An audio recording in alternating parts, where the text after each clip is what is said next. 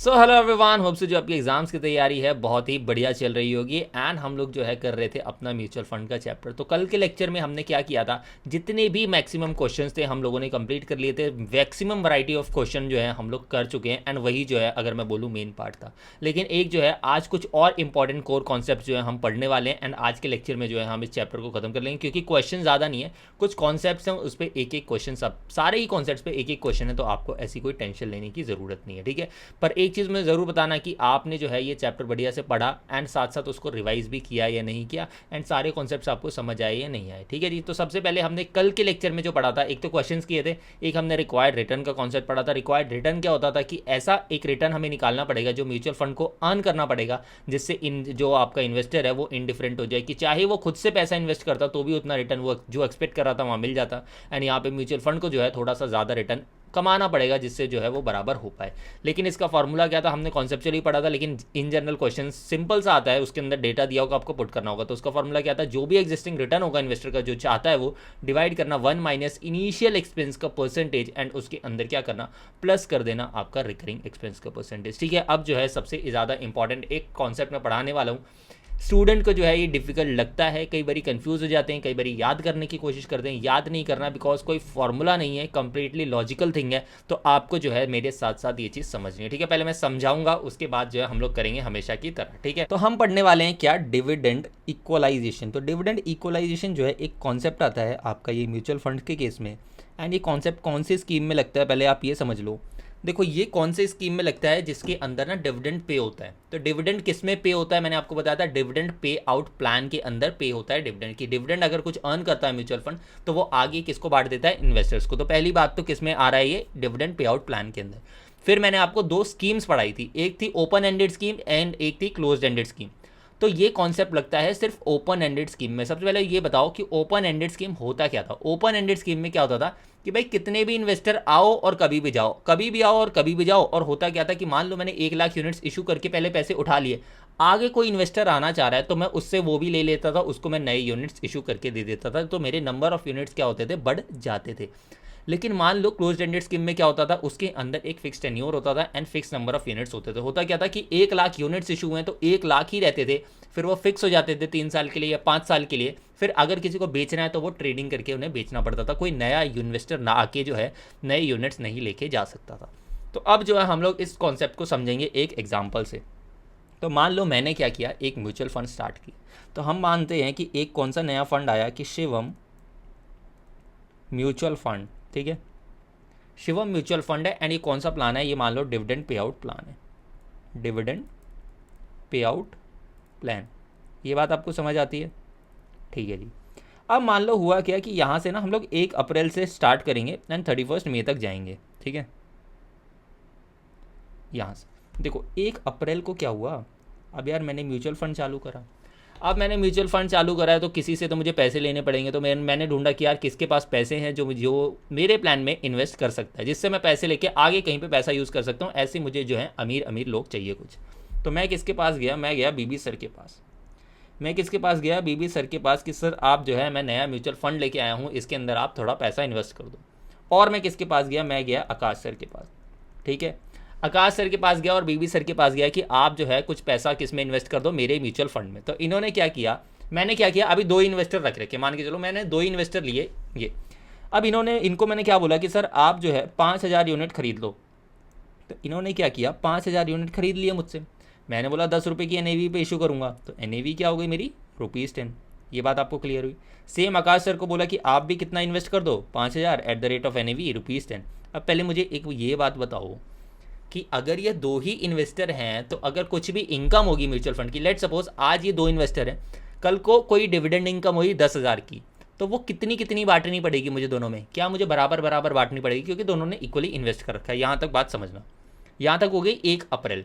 अब इसके बाद मैंने क्या किया, इनसे ये जो पैसा लिया था, इनसे ये जो मैंने कितना लिया था 50,000 50,000, 1 लाख मैंने क्या किया, इन्वेस्ट कर दिया किस में, शेयर्स ऑफ रिलायंस लिमिटेड, ठीक है। Shares of Reliance industries limited में मैंने पैसा ये डाल दिया। यहाँ तक बात क्लियर होती है। अब हुआ क्या कि मान लो यहाँ पे डेट आ गई हमारी कौन सी, अब इसको एक बाइफरकेट करते हैं हम यहाँ पे, ठीक है। तो ये मान लो डेट है आपकी कौन सी, 31, ये हो गई आपकी 30 अप्रैल, 30 अप्रैल होगी, मंथ एंड आ गया। अब हुआ क्या कि यहाँ पे जो है रिलायंस ने क्या किया, यहाँ पे मान लीजिए रिलायंस ने क्या किया, डिविडेंड बांट दिया, हमको डिविडेंड दे दिया कितने का, ₹10,000, इतना होगा नहीं बट ₹10,000 मान के चलो, ₹10,000 दे दिए। अब सबसे पहली चीज़ मुझे यहाँ तक ही बताओ, जो ये 10,000 रुपये है, हमने ये हमारा प्लान कौन सा है, डिविडेंड पे आउट प्लान। अब पे आउट प्लान में ये मैंडेटरी तो नहीं है कि पूरा ही बांटना है, कितना भी बांटना, बट मिलता है डिविडेंड, इतना अपने को पता है। तो जितना भी बांटेंगे तो वो आधा आधा हो जाएगा। तो आज मुझे बताओ, ये दो इन्वेस्टर ही थे, दो इन्वेस्टर थे, बीबी सर और आकाश सर। अगर ये 10,000 की डिविडेंड इनकम हो रही है तो ये क्या बोलेंगे कि दोनों में, दोनों का हिस्सा कितना कितना है, क्या 5-5 हज़ार रुपये दोनों मांगेंगे अपने, क्या दोनों बोलेंगे कि हाँ यार हमने पैसे लगा रखे थे इसके अंदर पूरे एंड 10,000, क्योंकि मैं तो मैनेजर हूँ, मैं तो फीस लेके चला जाऊंगा, लेकिन ये जो 10,000 की इनकम हुई है डिविडेंड की, क्या ये दोनों में आधी आधी बटनी चाहिए, इतना आपको क्लियर है यहाँ तक। अब मान लो हुआ क्या कि यहाँ पे आगे मान लो ये डिविडेंड डिक्लेयर हुआ, अभी हमने बांटा नहीं, क्योंकि ज़रूरी नहीं है कि आपको मंथ एंड में बांटने, कभी भी आप बांट सकते हो, ये आपकी चॉइस रहती है। तो मान लो 30 अप्रैल को ही क्या हुआ, शुभम सर आ गए। तो इधर क्या हुआ, जैसे ही डिविडेंड आया एंड यहाँ पे क्या हो गया, शुभम सर आ गए। तो शुभम सर आए और उन्होंने क्या कहा कि यार मुझे भी पैसा डालना है इसके अंदर। तो मैंने बोला कि ठीक है, ओपन एंडेड स्कीम है, आप पैसे दे दो, मैं आपको यूनिट्स इशू करके दे दूंगा। आपने बोला कि ठीक है यार, ओपन एंडेड है, कोई दिक्कत की बात नहीं है। तो इन्होंने क्या किया, इन्होंने भी 5,000 यूनिट खरीद लिए एट द रेट ऑफ ₹10 की NAV पे। ठीक है, यहाँ तक आपको बात क्लियर है। अब यहाँ पे मुझे एक चीज़ बताओ, अब कितने इन्वेस्टर हो गए मेरे इस डेट पे, 3 इन्वेस्टर हो गए। डिविडेंड की इनकम आज भी वैसी ही पड़ी हुई है 10,000 की। आज मेरे 3 इन्वेस्टर हो गए, कौन, बीबी सर हो गए, आकाश सर हो गए और शुभम सर हो गए। क्या तीनों जो हैं अब इक्वल पार्टनरशिप में आ गए, क्यों, क्योंकि 50,000 बीबी सर ने दिए थे, आकाश सर ने भी 50,000 दिए थे एंड शुभम सर ने भी कितने दिए, 50,000 रुपये दिए। यहाँ तक बात आपको समझ आती है। अब क्या हो रहा है, अब मान लो यहाँ पे हम आ गए, कहाँ पे, यहाँ पे आता हूँ मैं। लेट्स से दिस इज़ 15 मई। 15 मई को हुआ क्या कि मैंने क्या किया, डिविडेंड पे कर दिया। डिविडेंड पे कर दिया किसको, इन्वेस्टर्स को। ये किससे, रिलायंस से नहीं मिला, ये हमने म्यूचुअल फंड ने आगे बांट दिया। अब मुझे एक चीज़ बताओ, अगर तीनों इक्वल पार्टनर हैं, तीनों इक्वल पार्टनर है, तो क्या इक्वल ही बटना चाहिए, क्या तीनों को इक्वल बटना चाहिए, तो कितना कितना बट जाएगा मुझे बताओ। बीबी सर को कितना मिलेगा, आकाश सर को कितना मिलेगा एंड हमारे शुभम सर को कितना मिलेगा। ठीक है, तीनों को कितना कितना पैसा मिलेगा। तो मैंने अगर बांटा, कितना बांटा, मान लो कि ये 10,000 मिला था, मैं 9,000 अभी बांट रहा हूँ, कितना भी बांट सकता हूँ, ऐसा फिक्स तो नहीं है। मान लो 9,000 मैंने बांट दिया, तो तीनों को कितना मिल रहा है यहाँ पे, 3,000, 3,000 और 3,000। ठीक है, और इसको भी हम लोग जो है थोड़ा सा चेंज करते हैं एग्जाम्पल को। ये जो 10,000 है, मान लो यहाँ पे 9,000 मिला था, मैंने पूरा 9,000 बांट दिया। ठीक है, ईजी रहेगा आपके लिए। तो 9,000 पूरा मिला, पूरा बांट दिया। लेकिन मुझे एक चीज़ बताओ, अगर मान लो ये वाला पोर्शन मैं हटा दूँ, अगर ये वाला पोर्शन में हटा दूँ कि शुभम सर नहीं आए होते, तो क्या हो रहा होता, तो ये क्या 9,000 का हिस्सा कितना कितना मिलता बीबी सर को और आकाश सर को, 4,500 और 4,500 मिलता। इतना आप इनको मिलना चाहिए, आधा आधा। लेकिन हुआ क्या, जैसे ही शुभम सर आ गए, यहाँ पे इनका हिस्सा कम हो गया, यहाँ पे कितना कितना हो गया, 3-3 हज़ार। तो अब क्या कह रहे हैं, बीबी सर भी कह रहे हैं, आकाश सर भी कह रहे हैं कि यार पैसा तो हमने डाला था, 1 महीना पैसा यूज़ भी हमारा हुआ था, तो हमने डिविडेंड इनकम कमाई वो 4,500, 4,500 रुपये की, तो हमारे ही पैसे क्यों कम हो गए, नया इन्वेस्टर आया। तो ये आपको नहीं लगता ये गलत हो रहा है किनके साथ, जो पहले इन्वेस्टर्स थे। यहाँ पे तो शुभम सर फायदा उठा गए, आप भी ऐसे फायदा उठा लोगे। क्या करोगे, जैसे ही डिविडेंड बढ़ गया आप यूनिट खरीदने चले जाओगे एंड इक्वल पार्टनरशिप में जाओगे, तो आपको जो है डिविडेंड मिल जाएगा उतना। तो आप बोलोगे कि यार ये तो बढ़िया चीज़ हो गई, लेकिन जो पुराने इन्वेस्टर थे वो बोलेंगे ये गलत बात है। तो बिल्कुल ये गलत बात हो जाएगी यहाँ पे। तो इसलिए हम लोग क्या करेंगे, सबसे पहले निकालेंगे कि यार हमारा डिविडेंड पर यूनिट, या इसको मैं बोलूँ इनकम पर यूनिट बन कितना रहा था, इनकम पर यूनिट कितना बन रहा था। अगर बोलोगे आप 9,000 थे और मेरे टोटल यूनिट्स कितने थे, 10,000 रुपये थे, तो क्या मैं कह सकता हूँ अगर 9,000 थे 10,000 तो 0.9 थी, तो क्या 0.9 की इनकम पहले ही हो चुकी है, क्या ये पहले ही हो चुकी है। और मैं क्या कहता हूँ, शुभम सर आप आ रहे हो ना, आप आ रहे हो, आप एक और काम करना कि ये जो आप 5,000 यूनिट खरीद रहे हो, इस पर जो है मेरे को 0.9 और दे देना।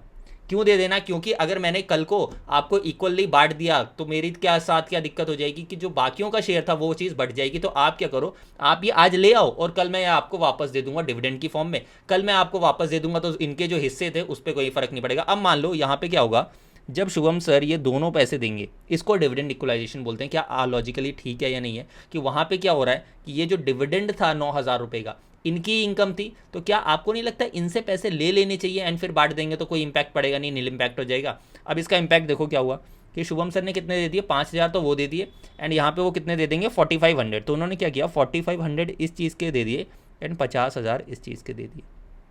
तो अब मुझे बताओ कि म्यूचुअल फंड के पास कितना पैसा हो गया बांटने के लिए।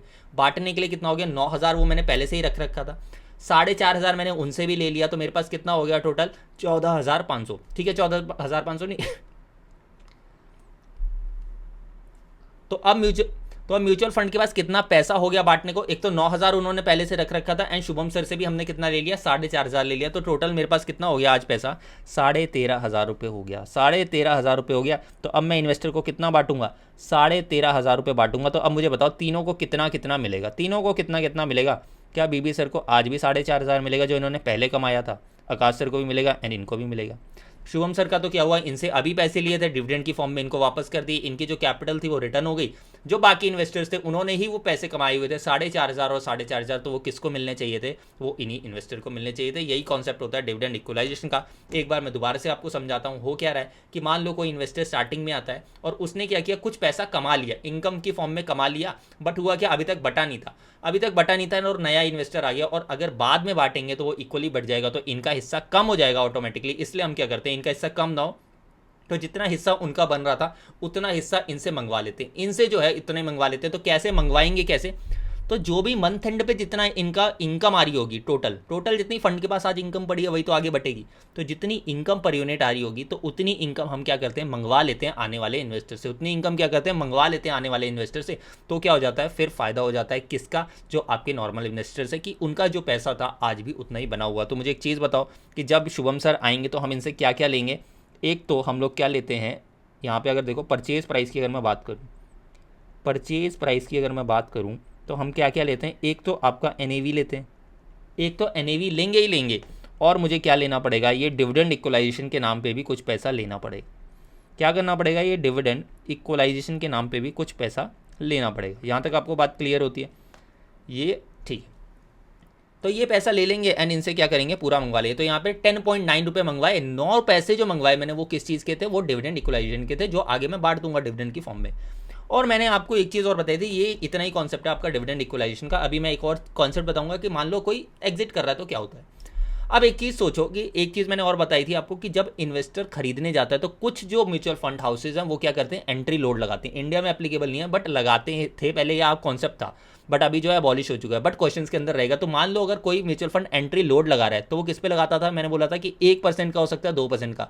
तो जितना अगर 100 देने थे तो मुझे कितने देने पड़ेंगे, 102 रुपये। और वो परसेंटेज किसका होता है, वो जनरली परसेंटेज होता है NAV का। तो यहाँ पे जो मेरा फॉर्मूला बना कि NAV पे मुझे एंट्री लोड भी चार्ज करना पड़ सकता है, हो सकता है, एंड उससे एंट्री लोड तो फीस हो गई मेरी, लेकिन डिविडेंड इक्वलाइजेशन जो डिविडेंड वाला पोर्शन था वो मुझे उससे लेना पड़ेगा, जिससे जो है मेरे पुराने इन्वेस्टर्स ना नाराज़ हो जाएं। वो तो नाराज़ हो जाएंगे ना, बीबी सर बोलेंगे यार मैंने कमाए थे, ये तो नया इन्वेस्टर को कैसे बांट दिए, 1,500 रुपये तो मेरे ही चले गए इसकी जेब में, ये तो कमा के निकल गया। तो वो चीज़ गलत हो जाती है वहाँ पे। इस वजह से क्या हुआ, उससे जो हम पहले पैसा ले लेते हैं एंड फिर ही आगे बांटते हैं। तो यही आपका कॉन्सेप्ट हो गया कि अगर आपसे पूछे परचेज प्राइस निकालना है किसी नए इन्वेस्टर का तो वो कैसे निकलेगा। एक तो उससे NAV लेंगे, कुछ एंट्री लोड होगा तो वो भी मैं उससे लूँगा, और जो डिविडेंड इनकम होगी या डिविडेंड या बोलूँ जितनी इनकम अर्न कर चुके हैं पिछले इन्वेस्टर जो अभी बटी नहीं है, तो उससे जो है वो भी मंगवानी पड़ेगी, जिससे कल को अगर मैं, क्योंकि आप सोचो ना, अगर आप एक तरीके से और कर सकते थे क्या, मान लो ये पैसे नहीं लेते 4,500 रुपये शुभम सर से एंड क्या करते, खाली बीबी सर और आकाश सर को बांटते, तो बट ऐसे बहुत ज़्यादा कंफ्यूजन नहीं हो जाएगी। अगर हज़ारों इन्वेस्टर हैं, लाखों इन्वेस्टर है, किस किस को देखूंगा किसने क्या कमाया था। तो इसलिए हम क्या करते हैं, पैसा ले ही लेते हैं, उसके बाद जो है बराबर बांट देंगे, जिससे किसी को दिक्कत ही ना। यहाँ तक तो आपको बात समझ आ गई होगी। अब मान लो उस एग्जाम्पल को हम लोग कंटिन्यू करते हैं। मान लो यहाँ पे क्या हो रहा है, ये 15 मई था, ठीक है, ये 15 मई था। अब हमारे पास कितने इन्वेस्टर हो गए पहले ये देखना, बीबी सर भी हैं, आकाश सर भी हैं एंड हमारे शुभम सर भी हैं, ठीक है। तीनों इन्वेस्टर हैं आज, इक्वल इन्वेस्टर हैं, 1/3 तीनों का पोर्शन है। इतनी बात आपको क्लियर होती है। अब मान लो यहाँ पे 31 मई है, 31 क्या है, मई है, एंड यहाँ पे क्या होता है म्यूचुअल फंड के पास, अगेन अभी तो क्या था, मैंने पुराना वाला पैसा 15 मई को बांट दिया था, तो आज तो मेरे पास इनकम जीरो पड़ी है, मेरे पास कुछ नहीं है। मान लो यहाँ से यहाँ तक क्या हुआ, इस पीरियड के अंदर मैंने फिर से पैसे कुछ कमा लिए, इस पीरियड के अंदर फिर से मेरी कुछ क्या हो गई, डिविडेंड इनकम हो गई। ये कौन सी डेट दे देते हैं, ये दे देते हैं 26 मई। 26 मई को क्या हुआ, डिविडेंड और मिल गया, कितना, अब तो ये तीनों के हिस्से का पैसा है क्योंकि तीनों का पैसा लगा हुआ है वहाँ से, तो डिविडेंड मान लो मिल गया इनको कितना, 15,000 रुपये। तो आप बोलोगे या ये बोलेंगे कि 15,000 है ना, ठीक है, हम तीनों का हिस्सा कितना कितना है, 5-5 हज़ार रुपये है।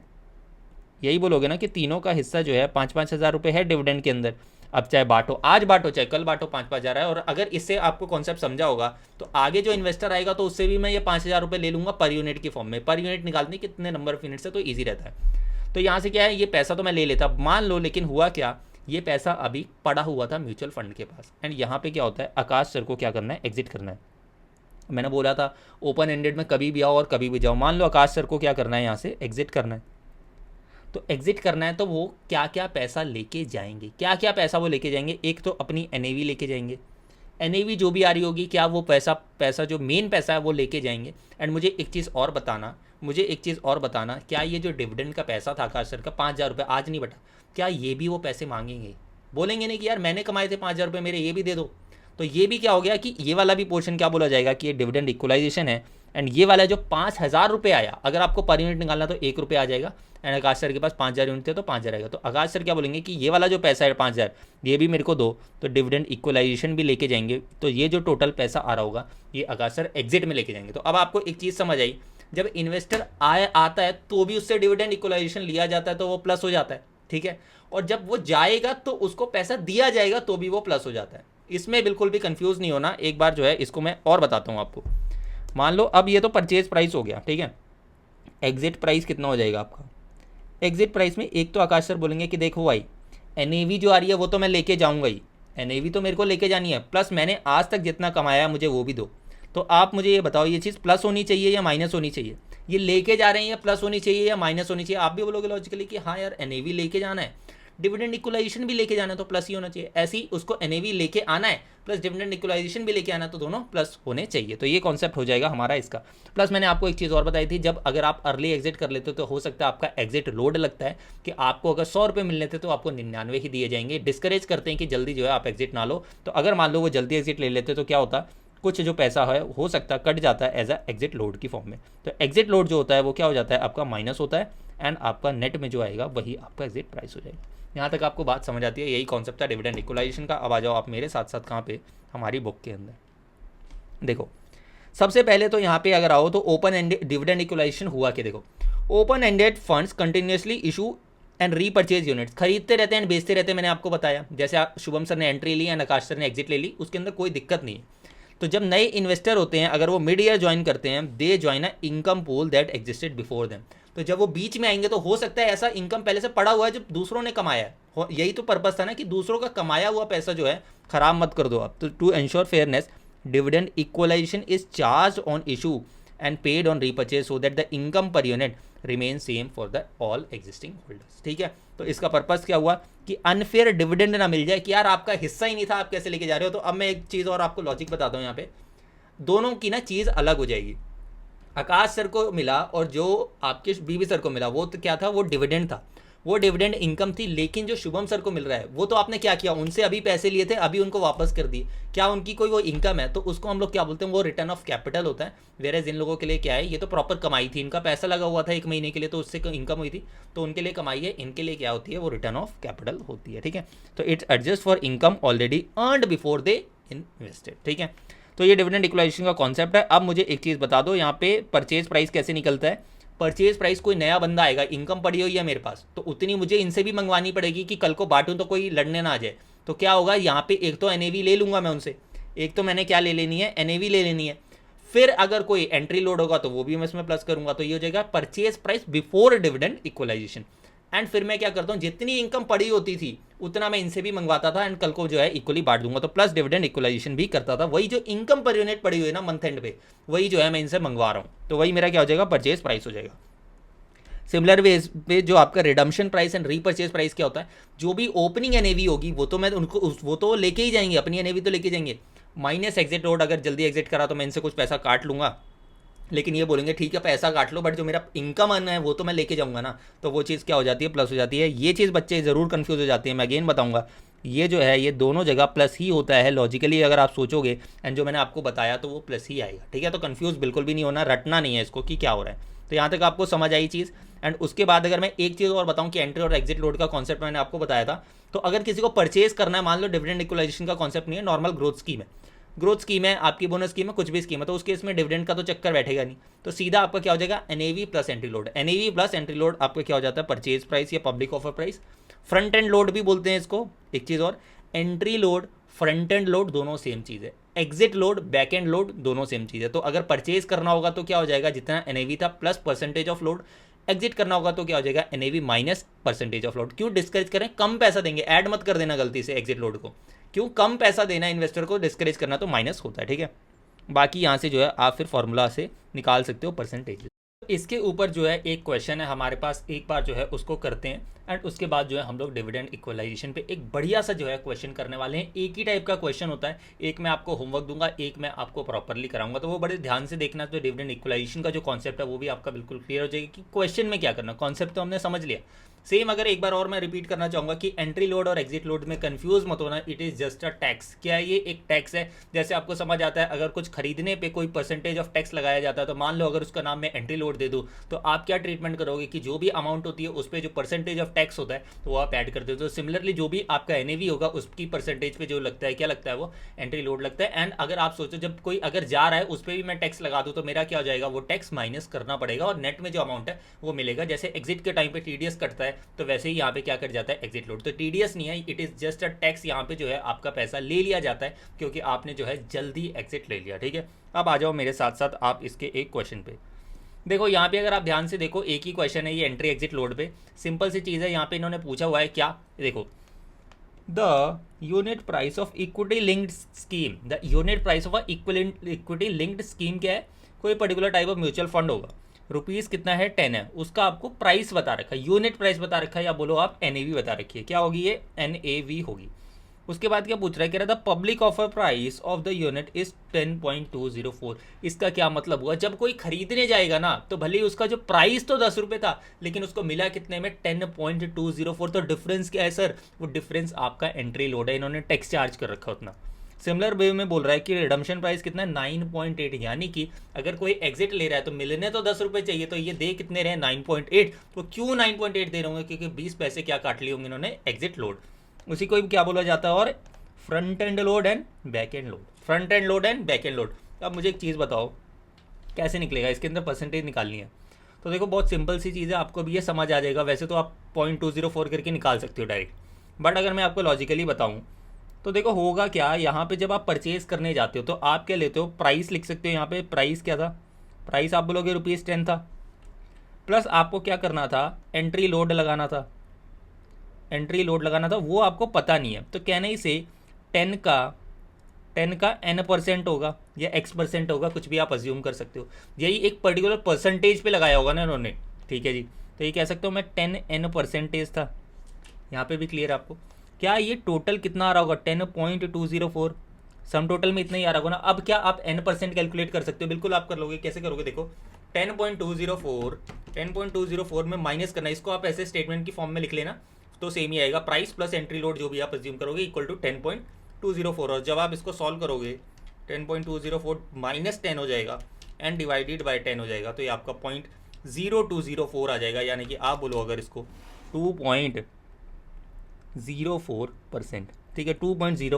देखो एक बार जो है ये May 18 एग्जाम के अंदर आया हुआ है एंड आने के चांसेस बहुत कम है, क्योंकि आपने देखा बिल्कुल इजी सा क्वेश्चन है, कुछ तो है नहीं इसके अंदर। अगर मैं डायरेक्टली भी चाहता तो मेरा जो 2.04 वाला अमाउंट था डिवाइड बाय 10 करके भी निकाल सकता था। सेम केस यहाँ पे कितना है आपको पता चल रहा है, 0.2 पैसा कटा हुआ है, तो अगर मैं वैसे निकालूंगा तो 0.2 पैसा डिवाइडेड बाय 10 पे, तो एग्जिट लोड मेरा कितना आ जाएगा, यहाँ से एग्जिट लोड कितना आ जाएगा मेरा, 2% का आ जाएगा, करेक्ट है। और अगर आप वैसे निकालना चाहो तो क्या हो जाएगा सर, आप बोलोगे कि प्राइस जो है 10 का उसमें से माइनस हुआ होगा एग्जिट लोड, और उसको मैं अगर बोल दूँ 10 का n%, तो कह सकते हैं इसको 10n% होगा एंड ये इक्वल किसके होगा, 9.8 की। जब आप सॉल्व करोगे तो ये 2% आपका आंसर आ जाएगा, ये आपका एग्जिट लोड हो जाएगा, ठीक है। तो ये क्विकली हमने देख लिया। यहाँ पे अगर आप देखोगे तो बैक एंड लोड जो आपका निकला, यहाँ से आप देखो ये वाला केस तो 2% आएगा एंड यहाँ पे जो आएगा फ्रंट एंड लोड वो आपका 2.04% आने वाला है, ठीक है। ये बिल्कुल सिंपल सा क्वेश्चन था, इसके अंदर कुछ था नहीं, इसलिए हमने जो है जल्दी से निपटा लिया। It is just a percentage and उसका आपने क्या करा है, एक कैलकुलेशन कर दिया कि बैलेंसिंग फिगर में जो आ रहा था वही उसका परसेंटेज होगा। अब आ जाते हैं हम लोग मेन चीज़ पे, जो कि होने वाला है हमारा डिविडेंड इक्वलाइजेशन पे क्वेश्चन। इस क्वेश्चन को आप जो है बहुत बड़े ध्यान से देखना।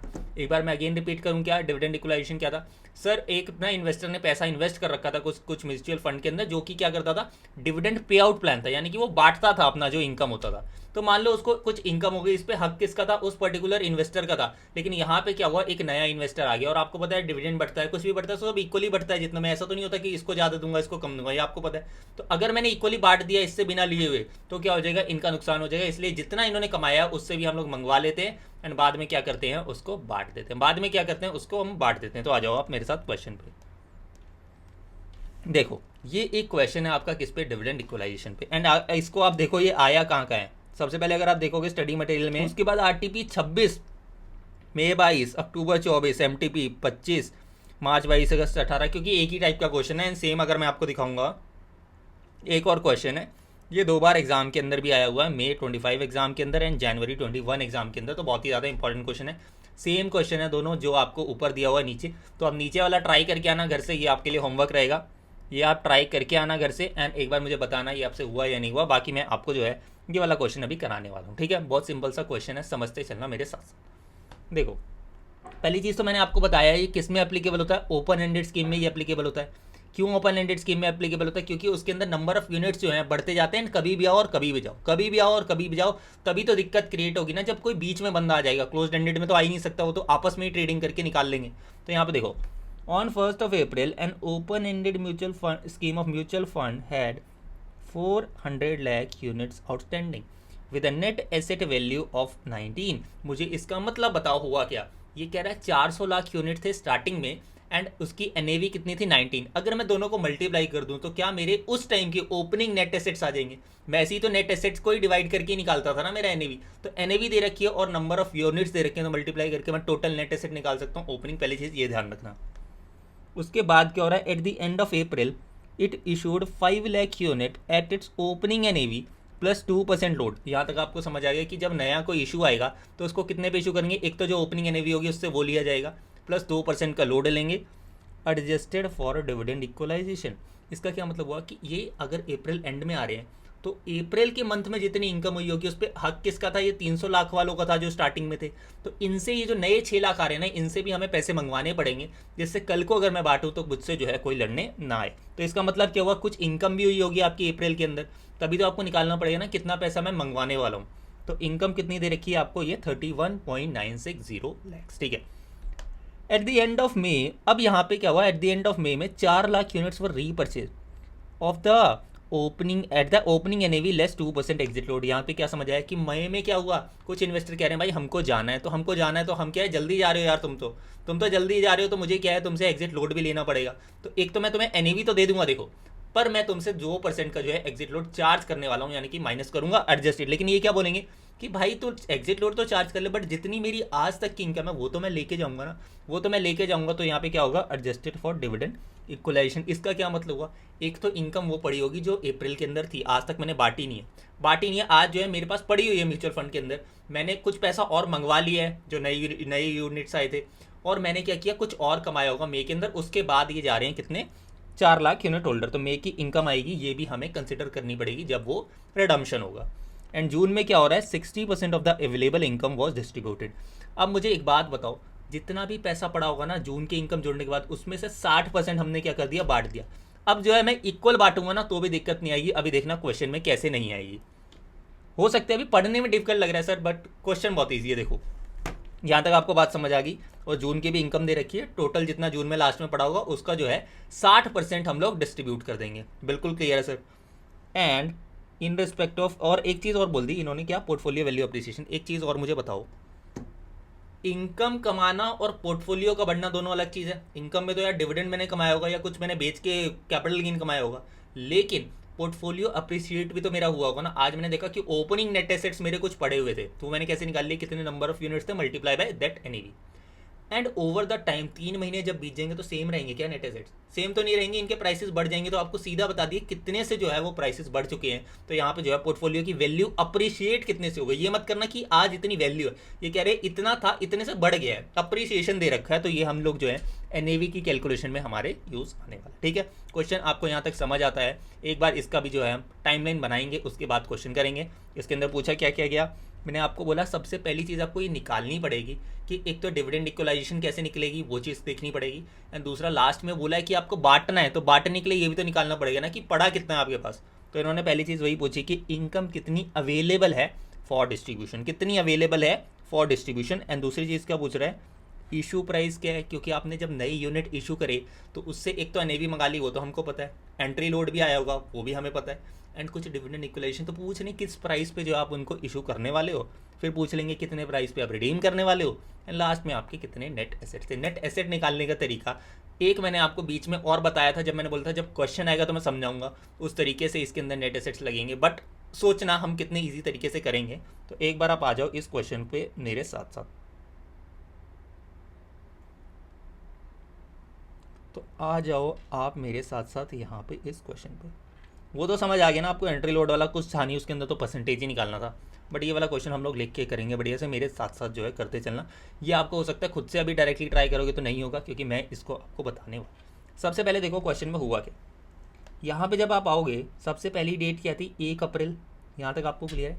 1 अप्रैल को क्या था, इनके पास 300 लाख यूनिट ऑलरेडी थे, 300 लैक्स ही थे, 400 लाख थे, तो 400 लैक्स यूनिट्स तो थे ही यहाँ पे। यहाँ तक आपको बात समझ आती है।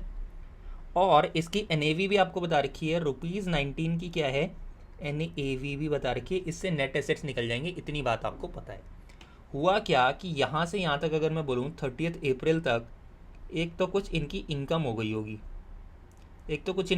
गई होगी, कितनी इनकम थी अप्रैल मंथ की बताओ, 31.960 लैक्स रुपीज़।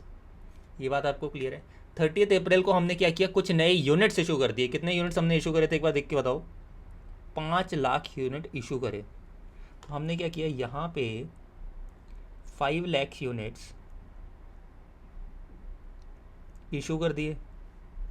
अब मुझे एक चीज़ बताओ, यहाँ तक जो ये 31.960 लैक्स इनकम है, इस पे हक किसका था, ये 400 लाख यूनिट वालों का था। तो इनका जितना पर यूनिट इनकम बन रही होगी वो क्या हमें इनसे भी मंगवानी पड़ेगी, ये 5 लाख वालों से। तो इनसे क्या मंगवा लेंगे, डिविडेंड इक्वलाइजेशन भी मांगेंगे। ठीक है, और क्या क्या मांगेंगे इनसे, एक तो एनएवी मांगेंगे, क्वेश्चन में बोला हुआ है कि आपको ओपनिंग एनएवी लेनी है, तो ओपनिंग एनएवी लेंगे इनसे, प्लस इनसे एंट्री लोड भी लेने वाले हैं, एंड प्लस इनसे और क्या लेने वाले हैं, डिविडेंड का जो पोर्शन होगा वो भी लेने वाले हैं। निकाल तो आप यहाँ पे तो आसानी से निकाल सकते हो, इसको आप पर यूनिट कर दोगे, 31.960 को 400 लाख से डिवाइड करके 1 यूनिट, तो उतना ही पैसा इनसे मंगवाना है, तो आप वो ऐड कर सकते हो सीधा।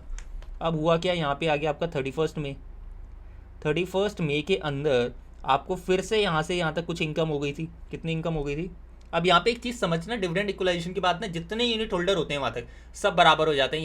यहाँ पे क्या हुआ, 400 लाख जो पुराने थे और 5 लाख जो नए आए, दोनों अब जो है बराबर पोजीशन पे रहेंगे। तो यहाँ पे कितनी इनकम हो गई आपकी मई के अंदर, 46.125 लैक्स। ये बात आपको समझ आती है यहाँ तक, ठीक है। अब लेकिन हो क्या रहा है, यहाँ तक आपका कुछ इनकम में इकट्ठा हो गया होगा ना, एक तो 31 भी पड़ा होगा मेरे पास जेब में, मैंने जो इनसे 5 लाख यूनिट वालों से मंगवाया वो भी मेरे पॉट में ही पड़ा हुआ है, एंड मैंने और अर्न कर लिया मई के अंदर, ये भी मेरे पास आज टोटल पड़ा हुआ है। तो आज बोलो कि जो 405 लाख यूनिट होल्डर हैं, ये बोलेंगे नहीं कि ये सारा हमारा ही अधिकार है, सारी जितनी इनकम पड़ी है इसमें हमारा ही हक है। तो इसमें से अगर चाहेंगे, कितने यूनिट चाहेंगे, यहाँ पे अगर 4 लाख यूनिट होल्डर बोलते हैं कि हमें वापस जाना है, तो क्या ये भी अपना पैसा मांगेंगे।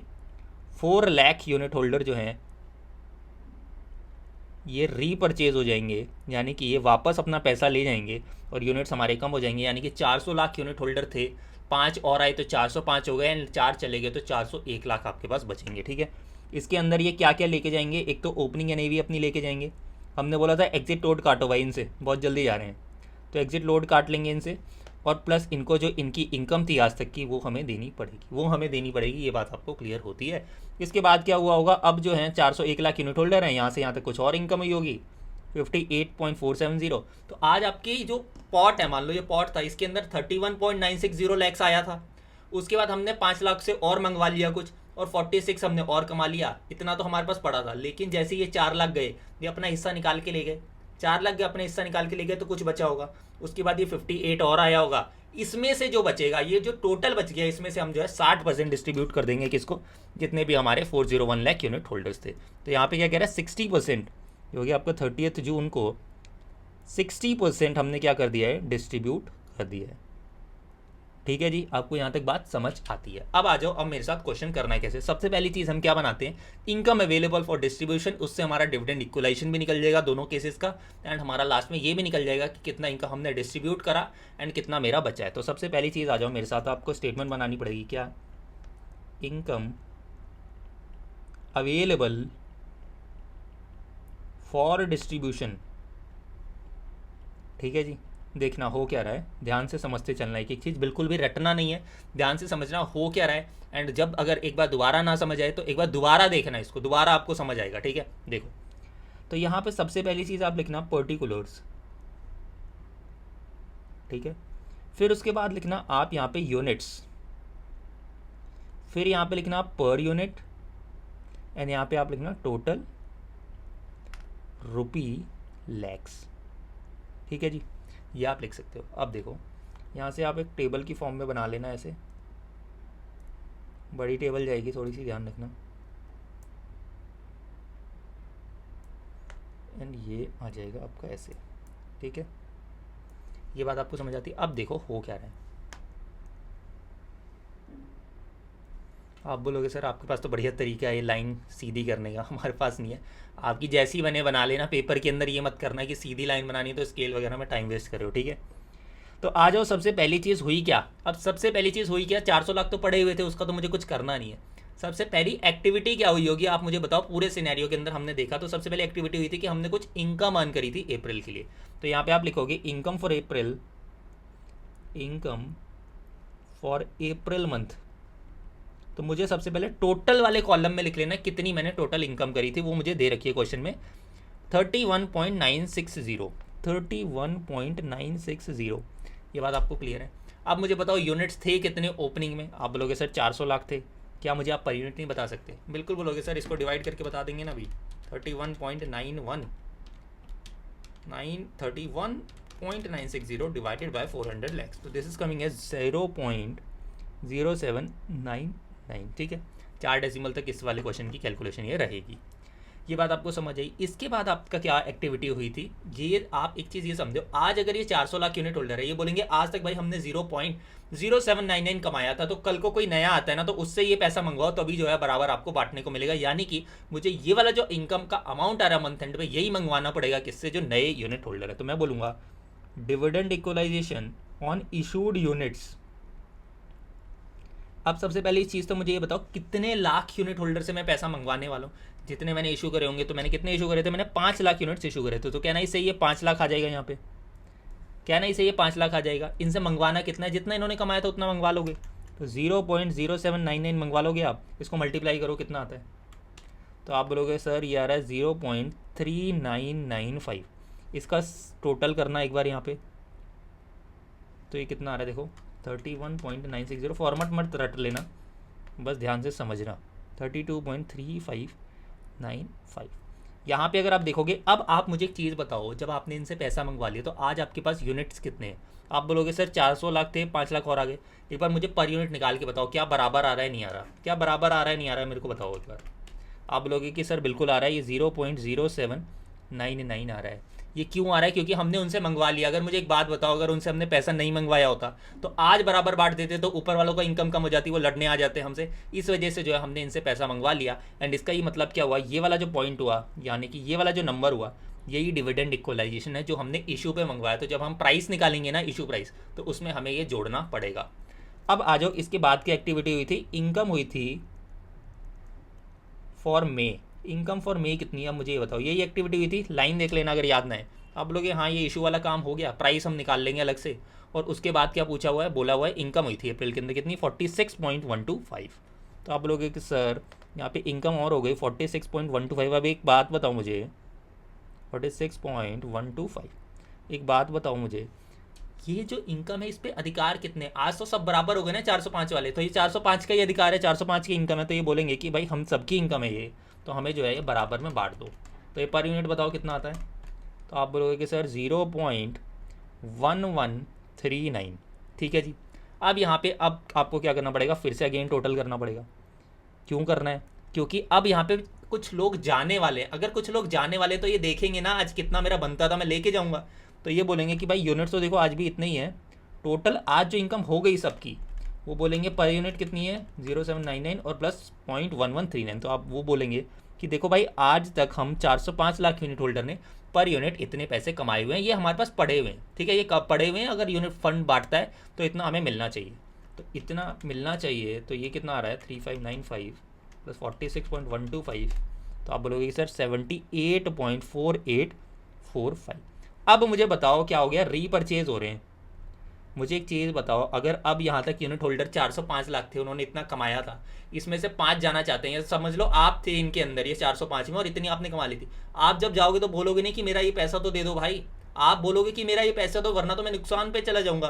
तो वरना फिर क्या हो जाएगा, वो एग्जिट ही नहीं कर पाएगा अगर आप उसका पैसा नहीं दोगे। तो आपको जो है जितना भी पैसा उसने आज तक कमाया है, अगर वो जा रहा है तो उसको वापस देना पड़ेगा। तो आप बोलोगे कि सर कितने लोग जा रहे हैं, 4 लाख यूनिट होल्डर यहाँ से जा रहे हैं, तो ये चले जाएंगे, कोई दिक्कत नहीं, ओपन एंडेड स्कीम है। और उसके बाद इन्होंने कमाया कितना था, आप लोग सर 0.1938 ही कमाया था, इतना ही तो ये पैसा लेके जाएंगे। तो मुझे एक बार मल्टीप्लाई करके बताओ कितना आता है ये। आप बोलोगे कि सर 0.1938 इंटू 4 जब आप कर दोगे तो 0.7752 इनका था जो पैसा, ये अपना लेके चला जाएंगे एंड फंड के पास से इतना पैसा कम हो जाएगा।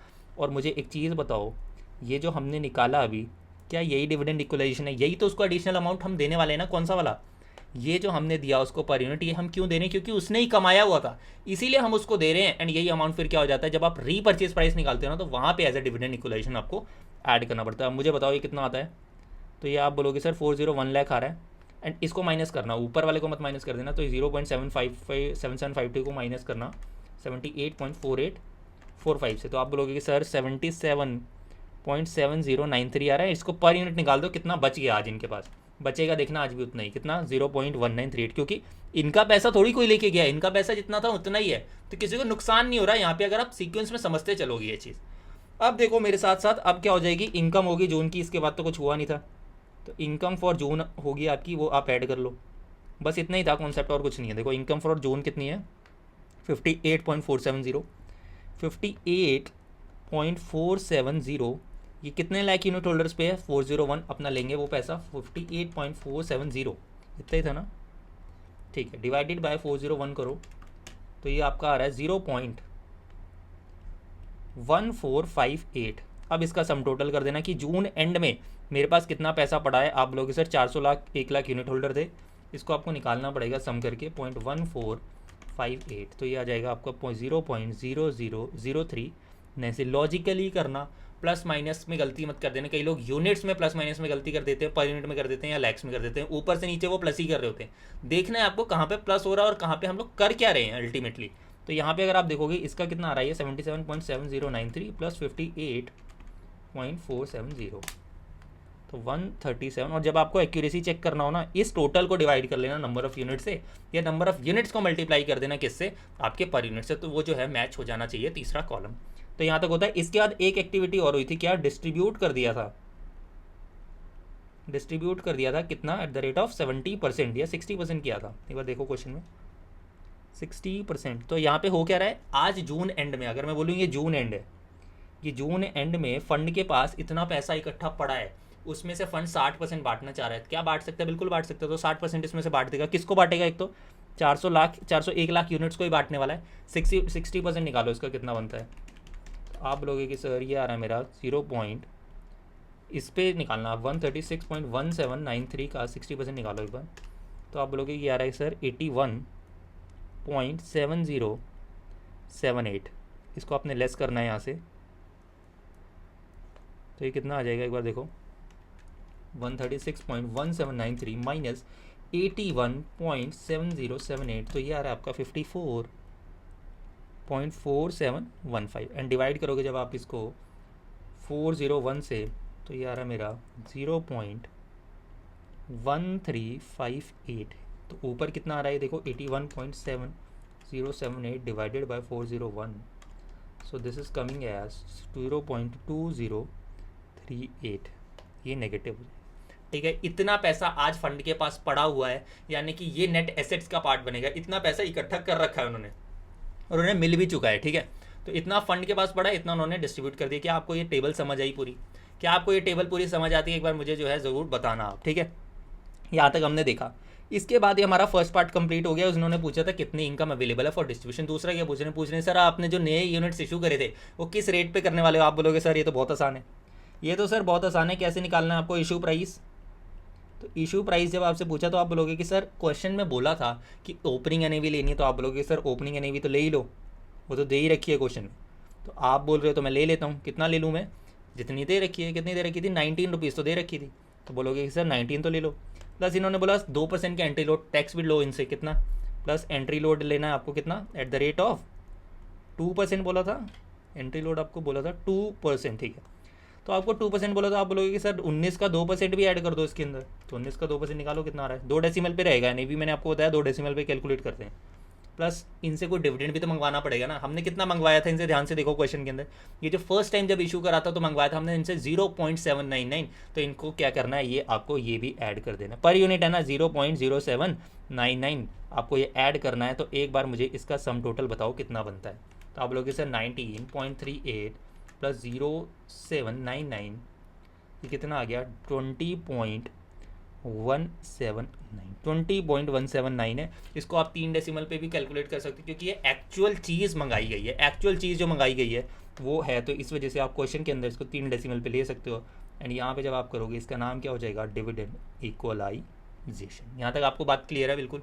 सिमिलर वे में बोलोगे सर रिडम्पशन प्राइस बता दो, आप बोलोगे सर ये तो और भी आसान है। कैसे आसान है, तो रीपरचेज प्राइस अगर आपसे पूछ लूँ कि क्या रीपरचेज प्राइस हो क्या गया कि अल्टीमेटली मैं इन्वेस्टर को कितना पैसा देने वाला हूँ। तो देने वाला उसने मैं बोला था क्वेश्चन ने, एक बार दोबारा से मैं आपको रीड करा देता हूँ। बोला था अगर आप ध्यान से देखोगे कि रीपरचेज करेगा at the opening NAV less 2% exit load. यहाँ पे तो लेस भी लिख दिया उसने, तो और भी कंफ्यूजन नहीं होनी चाहिए। तो यहाँ पे आपने क्या करना है, ओपनिंग एनएवी तो लेगा ही, ओपनिंग एनएवी तो उसको लेना ही है जो इन्वेस्टर को है 19 रुपीज़, माइनस इससे हम लोग क्या चार्ज कर लेंगे as a fund exit load. Exit load कितना लेने वाले हैं, 2% का, तो वो सेम ही आने वाला है कितना, 0.38 जस्ट यहाँ पे माइनस हो जाएगा। प्लस क्या ये अपनी इनकम मांगेगा कि इसने जितना आज तक कमा रखा है ये लेके जाएगा। तो आपको क्या करना है, ऐड भी करना पड़ेगा डिविडेंड इक्वलाइजेशन। कितना ऐड करना पड़ेगा सर, ये कैसे निकलेगा, अभी तो आपने निकाला क्वेश्चन में। देखो आपने कितना इनको दे दिया था, आपने इनको बांट दिया था 0.1938 रुपये बांट दिए थे, तो उतना जो है आपको यहाँ पे भी लेना पड़ेगा। 0.1938 क्या हो जाएगा, यहाँ पे प्लस हो जाएगा। तो एक बार मुझे बताओ ये कितना आता है, 19 माइनस 0.38 प्लस 1938, ठीक है। तो यार आपका 18.8138। लेट्स चेक एक बार हमारे आंसर्स सही हैं या क्या, ठीक है। तो अगर आप आओगे मेरे साथ, लास्ट में कितना बच रहा था मेरा, 1358। एक बार मुझे क्विकली बताओ 1358 ही आ रहा है क्या अपना। तो 1358 ऊपर आ गया बिल्कुल एग्जैक्टली हमारा, ठीक है। अब मुझे इशू प्राइस पूछा था, इशू प्राइस कितना आ रहा है मेरा, तो इशू प्राइस इनका कितना आ रहा है, ये 19.46 आ रहा है। एंड अपना कितना आ रहा है, ये कितना आ रहा है रीपरचेज 18.8138। तो अगर हम अपने आंसर में आएंगे तो ये तो ठीक है हमारा, इसके अंदर हमने क्या कोई गलती करी है, क्या हमने कोई गलती करी है, एक बार देख लेते हैं। यहाँ पे क्या है, ये 07 है, ये 0799 है, ठीक है। तो एक बार इसको हम दोबारा से लिख लेते हैं, ये कितना है 0.0799 है। एंड अगर अब इसका मैं टोटल करता हूँ तो कितना आ जाएगा, 19.38 प्लस 0.079 है, ठीक है। तो इन्होंने क्या करा है, ये 19.459 है। क्वेश्चन के अंदर आप चाहो तो ये टोटल में भी कैलकुलेट कर सकते हो, लेकिन यहाँ पे इन्होंने आंसर में इसको 19.46 पे राउंड ऑफ किया है, तो हम भी जो है वही यूज़ कर लेंगे, ठीक है। आप कंफ्यूज मत होना, आपको जो पेपर में जो भी अजम्पशन आप लेते हो ना वो आप लिख सकते हो, उसके अंदर दिक्कत नहीं है। बाकी एक हम वीडियो अलग से भी बनाएंगे किस पे कि क्या क्या जो है आपको कहाँ पे कितने डेसिमल लेने चाहिए, ठीक है। ये हमारे 2 पार्ट हो गए, 3 पार्ट हो गए। लास्ट में क्या पूछा है सर, एनएवी पूछी है। तो एनएवी पूछिए कैसे निकलेगी, मुझे एक बात बताओ, पहले हमारा तरीका क्या था, पहले तो एसेट्स कुछ हम परचेज करते थे, फिर हमें क्या कहता था, एंड की वैल्यूज़ बताता था कि एंड में कितना कितना है, तो हम ऐड कर लेते थे। लेकिन अगर वो कह रहा है कि भाई ओपनिंग में इतना था और चेंज इतना आया, तो आप बोलोगे कि ओपनिंग तो ले ही लेता हूँ और उसके बाद जितने भी चेंजेस थे मेरे, जितने भी चेंजेस हुए हैं उन सबको ऐड करके मेरे नेट एसेट्स आ जाएंगे। तो एक बार मेरे साथ अपने नोट्स पे आ जाओ सबसे पहले। तो अगर आप मेरे साथ साथ नोट्स पे आओगे, मैंने आपको एक चीज़ कराई थी, ये क्या है सर, अगर आपको ओपनिंग नेट एसेट्स दे दिए डायरेक्टली, वो आप निकाल सकते हो क्योंकि आपके पास एनएवी था एंड आपके पास नंबर ऑफ यूनिट्स था। उसके बाद आपको जो जो एक्टिविटीज़ हुई ना, जो जो एक्टिविटीज़ हुई सबको डालते जाना। एक बार मैं इसको क्वेश्चन में कराऊंगा, फिर मैं आपको इसको रीड कराऊंगा जिससे आपको जो है डायरेक्टली समझ आ जाए। कुछ नहीं करना, बिल्कुल ध्यान से समझते जाना। फोर्थ पार्ट में क्या कह रहा है, 3 पार्ट हमने बहुत ईजिली करे। फोर्थ पार्ट में ये क्या कह रहा है, सर आप हमें बताओ नेट एसेट्स वैल्यू क्या है एज ऑन 30 जून 2023। 30 जून बोला बस, ठीक है। 25 का क्वेश्चन था, कुछ नहीं बताया हुआ, ठीक है। 30 जून को। तो अब नेट एसेट्स कैसे निकलेंगे, देखो सबसे पहले मुझे क्या दे रखा है, मुझे ये तो पता नहीं मेरे कितने एसेट है, मुझे सिर्फ ये पता है कि मेरे पास ओपनिंग में इतने नेट एसेट्स है। तो मैं बोलूँगा मेरे ओपनिंग नेट एसेट्स कितने हैं, ओपनिंग नेट एसेट्स, इसकी कैलकुलेशन में किस में करने वाला हूँ, रुपी लैक्स के अंदर, ठीक है। तो ओपनिंग नेट एसेट्स में आप बोलोगे सर 400 लाख यूनिट्स थे, एंड कितना 400 लाख यूनिट्स थे, एंड कितना इनका NAV था, 19 रुपीज़ था ओपनिंग।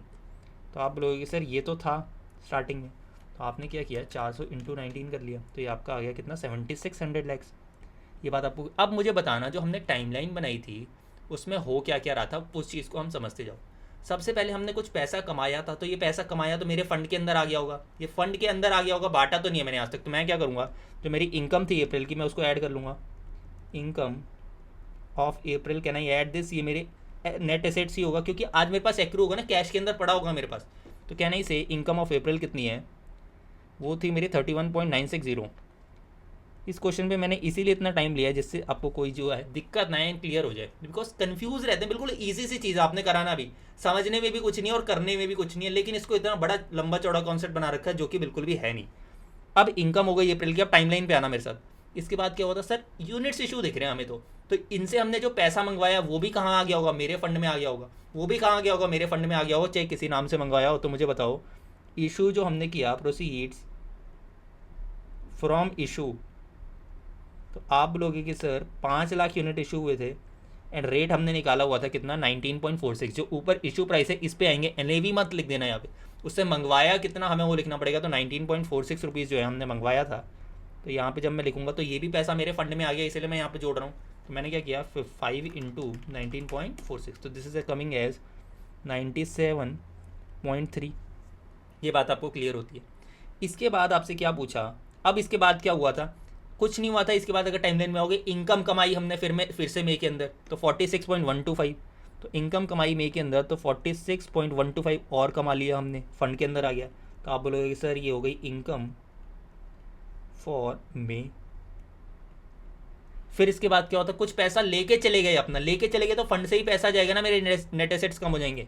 तो आप बोलोगे सर रीपरचेज हो गए, तो रीपरचेज कितने लाख यूनिट हुए थे, 4 लाख। कितना पैसा लेके गए मुझे बताओ, लेके कितना गए, वो 18.8138 लेके गए। तो 18.8138 अगर लेके गए तो कितना हो गया ये 18.8138 इंटू 4 जैसे आपने किया। तो दिस इज, इसको आप कितने डेसिमल तक करें, इसको 3 डेसिमल तक ही करना, ठीक है। 75.255, ठीक है। ये क्या हो गया, ये लेस होगा, ये पैसा चला गया आपकी जेब से। इसके बाद क्या होता है, इनकम हुई थी आपकी मई के अंदर फिर से।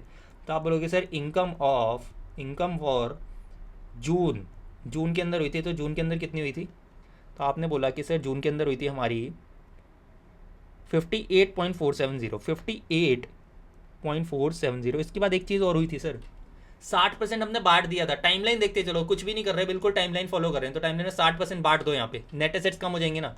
अब वो निकलेगा कैसे, देखो माइनस डिस्ट्रीब्यूटेड जो है आपका, डिस्ट्रीब्यूटेड वाला अमाउंट कहाँ से निकलेगा सर, अभी तो टेबल बनाई थी हमने, लास्ट में देखो ना कितना था 81.7078। तो 81.7078 यहाँ से आपने माइनस कर देना है। एंड एक चीज़ और हुई थी, बताओ क्या हुई थी क्वेश्चन के अंदर, ये पोर्टफोलियो की वैल्यू कितने से बढ़ गई वो बता रखा है। ये तो सेल परचेज की ट्रांजेक्शन हैं, ये तो सेल परचेज किए हैं, इनकम जो मिली उसको कैसे बांटा, कुछ आपको जो नेट एसेट्स थे वो भी तो बढ़ गए होंगे, मार्केट प्राइस तो वो आपको बता रखा है। तो आपको क्या ऐड करना पड़ेगा, पोर्टफोलियो की वैल्यू में कितना अप्रिसिएशन हो गया, पोर्टफोलियो वैल्यू अप्रिसिएशन, ठीक है। ये कितना आ रहा है आप मुझे बताओ, ये आपको दे रखा है क्वेश्चन के अंदर 515.67, 515.670। तो ये कितना है, सम टोटल बताओ, यही सम टोटल होगा मेरा नेट एसेट्स, क्योंकि और तो कुछ आया ही नहीं, और तो कोई लाइबिलिटीज़ भी नहीं है मेरी। एक बार क्विकली बता दो इसका, मेरे लास्ट में फंड के पास कितने जो है नेट एसेट्स बचे हुए हैं। तो 7600 plus 31.960 plus 97.3 plus 46.125 minus 75.255 plus 57.470 minus 81.7078 और प्लस 515.670। तो ये आ रहा है मेरा 8191,562। और अगर मैं डिवाइड कर दूं इसको नंबर ऑफ़ यूनिट से, नंबर ऑफ़ यूनिट से तो वो मेरा कितना आ रहा है, अगर मैं बोलूँ नंबर ऑफ़ यूनिट्स, आप बोलोगे सर 401 लाख थे लास्ट में, तो मेरे को बता दो NAV पर यूनिट कितनी आ रही है। NAV पर यूनिट डायरेक्टली मैं डिवाइड कर सकता हूँ क्योंकि दोनों लैक्स की फिगर है, 91.562 डिवाइडेड बाई 40 लाख, तो ये आ रही है मेरी 20.43। तो कितनी आ रही है मेरी 20.43 आ रही है। एक बार इसका आंसर चेक करो कितना आ रहा है। तो इसकी जो NAV आ रही है वो 20.43 आ रही है। इन्होंने 4 डेसिमल पे ली, आप जो NAV 2 डेसिमल पे भी निकालोगे तो कोई दिक्कत की बात नहीं है, ठीक है। अगर आप इसके अंदर देखोगे लास्ट में इन्होंने इसके अंदर भी NAV जो है 4 डेसिमल पे निकाली हुई है, तो आप अगर इसको 4 डेसिमल पे भी सॉल्व करोगे तो दिक्कत नहीं है। बाकी एक बार देख लेते हैं क्योंकि इन्होंने कहाँ पे जो है ज़्यादा डेसिमल लिए। यहाँ तक हमने सेम ही करा हुआ है, यहाँ पे जो है इन्होंने एक जगह कहाँ पे एडिशनल डेसिमल लिए हुए हैं, एक बार मुझे वो देखना है। तो अगर आप देखोगे आंसर तो उतना ही आ रहा है, 20.43 की ही NAV आ रही है, और पेपर में आपको नंबर मिल भी जाएंगे इस पर। लेकिन अगर मान लो यही क्वेश्चन आपको दे रखा है हर जगह वो 4 डेसिमल ही यूज़ करें, तो आप भी 4 डेसिमल यूज़ करके आ जाना।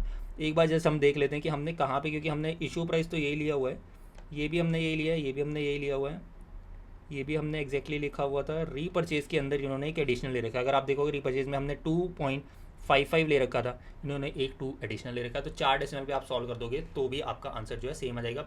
टोटल में तो कोई डिफरेंस नहीं है, एक जो है डेसिमल का डिफरेंस है। तो यहाँ तक आई होप सो आपको ये क्वेश्चन समझ आया होगा एंड मज़ा भी आया होगा। देख रहे हो आप कितना मज़ा आया इस क्वेश्चन को करने में, एंड एक एक चीज़ जो है हमने ध्यान से बड़े समझी है। तो यही आपका टोटल कॉन्सेप्ट था डिविडेंड इक्वलाइजेशन का। अब जो है हम लोग आगे कॉन्सेप्ट पे बढ़ने वाले हैं। एंड अब मैं अगर आपको बोलूँ ना, ऑलमोस्ट चैप्टर खत्म हो चुका है, थोड़ी बहुत चीज़ें हैं लेकिन आपको वो मिस नहीं करनी है। तो आप आ जाओ मेरे साथ एक बार बुक पे, और अगर आपको मैं बुक दिखाऊँ यहाँ पे, तो सबसे पहले तो जो मैंने आपको वो बताया था कैश बैलेंस वाला, वो मेरे को बता दो। देखो कैश बैलेंस में हमने क्या किया था, ये वाली केस के अंदर अगर हमें ओपनिंग नेट एसेट दे दिए जाए तो पोर्टफोलियो अप्रिसिएशन ऐड कर दूंगा, जितनी टोटल इनकम हुई वो ऐड कर दूंगा, कुछ इशू करा वो ऐड कर दूंगा, कुछ रीपरचेज करा वो माइनस कर दूंगा, कुछ खर्चे होंगे माइनस कर दूंगा, जितना बांट दिया वो भी माइनस कर दूंगा, तो नेट एसेट आ जाएंगे, नंबर ऑफ यूनिट्स करूंगा तो NAV आ जाएगी, ठीक है। यही आपका ये वाला कॉन्सेप्ट था। अब आ जाओ आप मेरे साथ सर कहाँ पे, ये तो डिविडेंड इक्वलाइजेशन था, इसके लिए मैंने एक एग्जाम्पल भी दे रखा है आपको बुक के अंदर, वो सेम एग्जाम्पल है, अगर आप ट्राई करना चाहो तो इसको भी कर सकते हो। बाकी इसलिए दिया कि आप जब बाद में रिवाइज करते हो तो आपको कोई दिक्कत ना आए, ठीक है। अब आओ मेरे साथ, अब मैं आपको कुछ चीज़ सिखाने वाला हूँ, क्या, रिटर्न्स के बारे में कुछ आपको मैं रिटर्न की चीज़ सिखाने वाला हूँ। तो पहले मैं आपको सिखाता हूँ, उसके बाद हम लोग जो है एक बार पढ़ेंगे। अब मुझे एक चीज़ बताओ, मुझे ना एक चीज़ सोच के बताना यार, आज अगर मान लो आप कहीं पे पैसे लगाते हो, कहीं पे आप पैसे लगाते हो, आपने 100 रुपये लगाए, आज 110 रुपये हो गए। अब मुझे एक चीज़ बताओ, यहाँ पे हम क्या करें, एक एग्जांपल ले रहे हैं। अगर आपने इन्वेस्ट करे हैं 100 रुपये और आज अगर वो 110 हो गए, ठीक है, टुडे कितने हो गए वो 110, आप मुझे रिटर्न का परसेंटेज बता सकते हो? मुझे आप रिटर्न का परसेंटेज बता सकते हो? आप बोलोगे बिल्कुल ईजी है सर, 110 माइनस 100, 10 रुपये का रिटर्न, 100 रुपये पे 10% का रिटर्न है, ठीक है जी, ये आपको बात समझ आती है, 10% का रिटर्न, बिल्कुल ठीक है। अब मुझे एक चीज़ बताओ, ये जो आपको रिटर्न मिला है, क्या इसके अंदर इन्फ्लेशन एडेड है? क्या इसके अंदर जो इन्फ्लेशन है वो एडेड है? आप मुझे इन्फ्लेशन का मतलब बताओ। जब कोई भी चीज़ मार्केट के प्राइसेस होते हैं, जब आपने इन्वेस्ट करे होंगे तो वो पर्टिकुलर प्राइस पे होंगे। आज मान लो वो 104 रुपये के हो गए, आज मान लो जब आपने इन्वेस्ट करा था तब 100 रुपये के थे, आज 104 रुपये के हो गए, तो ये 4 रुपये आपको अलग से थोड़ी मिले हैं, अलग से थोड़ी मिले, ये तो उसी के अंदर जुड़े हुए हैं ना 10 रुपये के रिटर्न में। तो आपको एक्चुअल में रिटर्न क्या मिला? आपको तो 6% का रिटर्न मिला ना। आप बोलोगे कि यार 4% से तो महंगाई बढ़ गई, तो 6 रुपये तो मुझे आज एक्स्ट्रा मिले हुए हैं। आज अगर मैं कुछ खरीदने भी जाऊँगा, तो 104 रुपये तो मेरे उसी के अंदर चले जाएंगे, 4% की इन्फ्लेशन। तो मुझे एक चीज़ बताओ, ये जो आपका नॉर्मल रिटर्न होता है, या मैं अगर बोलूँ जो आप नॉर्मल सेंस के अंदर रिटर्न निकालते हो, वो एक नॉमिनल रिटर्न होता है, क्योंकि उसके अंदर इन्फ्लेशन ऑलरेडी एडेड होता है, वो आपको अलग से नहीं मिल रहा होता। आपका जो रिटर्न है 10% का, उसमें से 4% तो इन्फ्लेशन ही खा गया, 4% तो इन्फ्लेशन ही खा गया, वो तो आपको बढ़ा ही नहीं। इसलिए जब आप रिटर्न देखते हो ना, जो नॉर्मल सेंस में आप रिटर्न निकालते हो, वो आपकी नॉमिनल रिटर्न होती है। तो नॉमिनल रिटर्न का मतलब क्या हो गया सर? ये जो आपने रिटर्न निकाली, इसको ही हम बोलते हैं नॉमिनल रिटर्न। नॉमिनल रिटर्न यानी कि ये क्या हो गया, विद इन्फ्लेशन हो गया, विद इन्फ्लेशन हो गया। आप भी बोलोगे कि ना सर कि 10% का रिटर्न आपको देख के तो सही लग रहा है, बट मार्केट में प्राइसेस भी तो बढ़ गए 4% से, तो आपको रिटर्न 10 रुपये थोड़ी कमा लिया आपने। आज कुछ खरीदने जाओगे तो 6 रुपये तो आपके पास एक्स्ट्रा पड़े हुए ना, 4 का तो खा गया, वो 4 का तो इन्फ्लेशन खा गया। एक बार अभी और समझेंगे इसको। और फिर क्या होता है, अगर मैं इन्फ्लेशन हटा दूँ, मेरी एक्चुअल में रिटर्न कितनी है बताओ? मुझे 6 रुपये का ही गेन हुआ ना, मुझे तो 6 रुपये का ही गेन हुआ, तो can I say that is real return?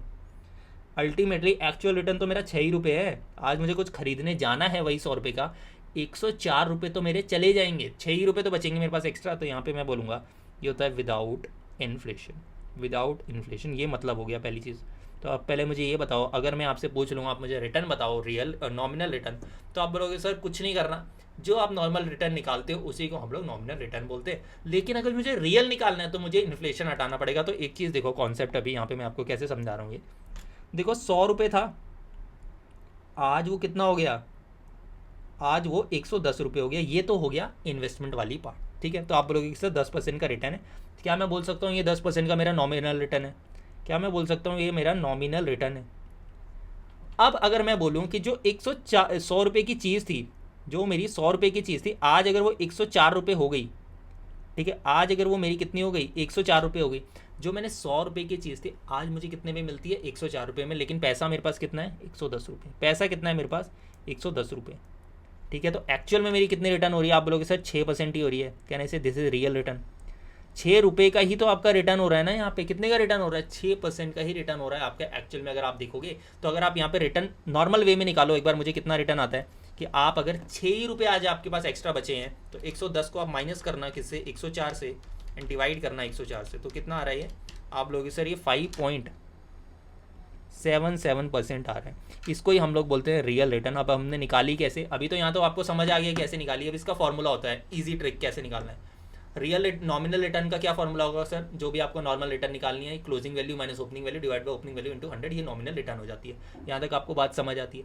अब मुझे क्या करना है, इससे इन्फ्लेशन का इफेक्ट हटाना है। इससे क्या करना है, मुझे इन्फ्लेशन का इफेक्ट हटाना है। तो इन्फ्लेशन का इफेक्ट हटाने के लिए हमने देखा कि कैसे रिटर्न निकली, कि आज अगर मान लो कि वो 104 रुपये का ही रेट होता तो उस पर कितनी ग्रोथ मेरे को मिल रही है। तो यहाँ पे अगर मैं बोलूँगा इसका फॉर्मूला जो हमने बनाया सेकंड वाले पार्ट का, क्या मैं बोल सकता हूँ 1 plus nominal return divided by 1 plus inflation -1। क्या मैं ये बोल सकता हूँ ऊपर वाली चीज़ को? कैसे बोला सर? क्या मैं इसको बोल सकता हूँ कि ये 1 प्लस 0.1 है, यानी कि 1.1 है, और ये 1 प्लस 0.04 है, तो ये 1.04 है, और -1 करूँगा तो मेरा कितना आंसर आएगा? आप मुझे निकाल के बताओ एक बार। देखो 1.1 डिवाइडेड बाय 1.04 -1, तो आप बोलोगे कि सर ये तो आ रहा है 5.77%। तो यही तरीका होता है एक आपका निकालने का, क्या, रियल रिटर्न निकालने का। एक इजी तरीका और होता है जो लास्ट प्रेफर्ड होता है। कई बार क्वेश्चन या एमसीक्यू में आ जाता है तो वो तरीका हमें लगाना पड़ जाता है, क्योंकि इस तरीके से आंसर नहीं मैच हो रहा होता। तो क्या तरीका लगेगा? वो अप्रॉक्स आंसर देता है, वो एग्जैक्ट आंसर नहीं देता।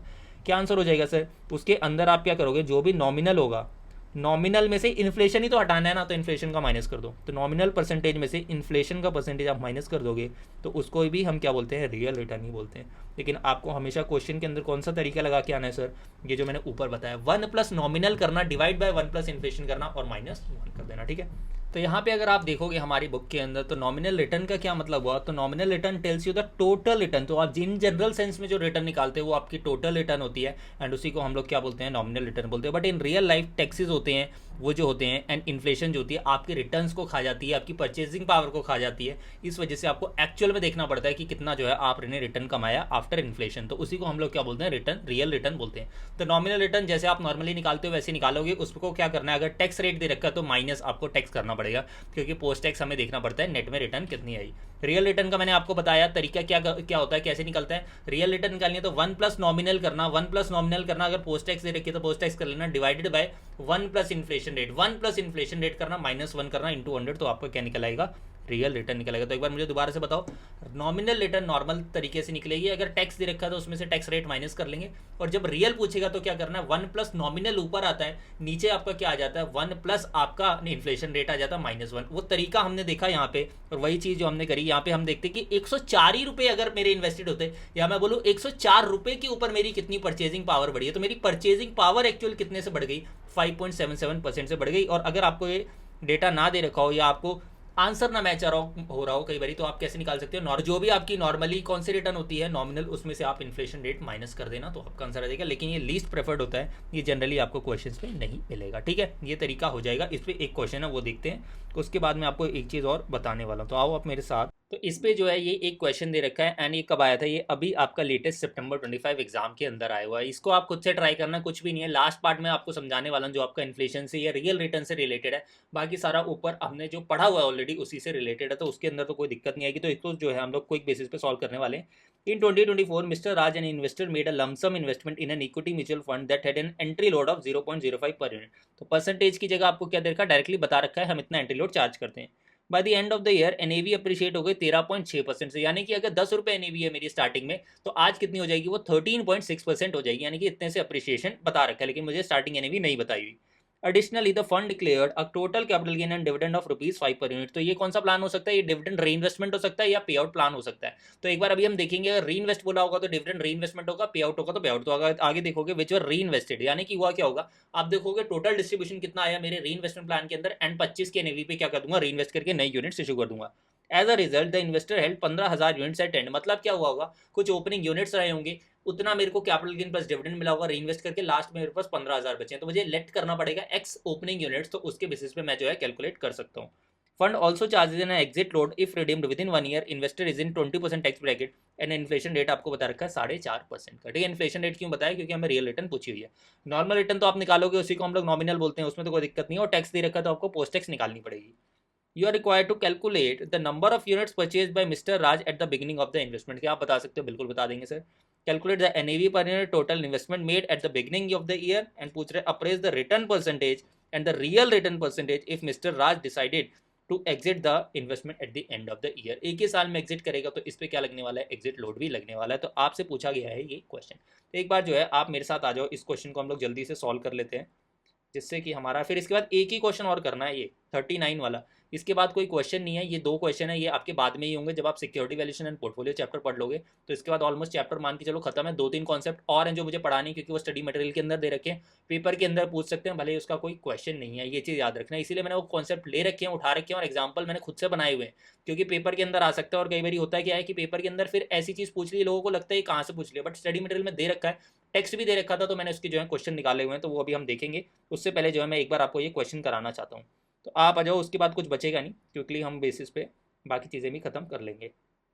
आप आ जाओ मेरे साथ क्विकली यहाँ पे। अब देखना, क्विकली देखते चलना है इसका सॉल्यूशन क्या होगा। देखो मुझे ये तो पता है मेरे क्लोजिंग यूनिट्स कितने हैं, ये चीज़ आपको पता है क्लोजिंग यूनिट्स।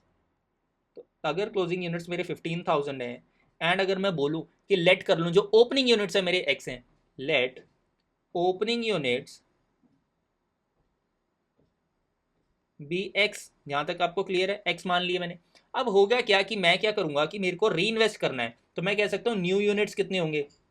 न्यू यूनिट्स कैसे निकलेंगे, मैं देखूंगा टोटल डिस्ट्रीब्यूशन कितना था, डिवाइड करूंगा उसे किससे, मेरी री इन्वेस्टमेंट एनएवी से, री इन्वेस्टमेंट एनएवी से। टोटल डिस्ट्रीब्यूशन कैसे होगा, एक्स तो पता है मुझे, और मुझे ये भी पता है कितना जो है मेरे पास, कितना इन्होंने बांटा था। Total capital gain and dividend total बता रखा है 5 रुपये पर यूनिट, तो 5 रुपये पर यूनिट था। मुझे नहीं पता ओपनिंग यूनिट्स पे मिला होगा, तो वो मेरे एक्स थे, तो वो मेरे एक्स थे, और एनएवी मुझे बता रखी थी 25 थी, राइट।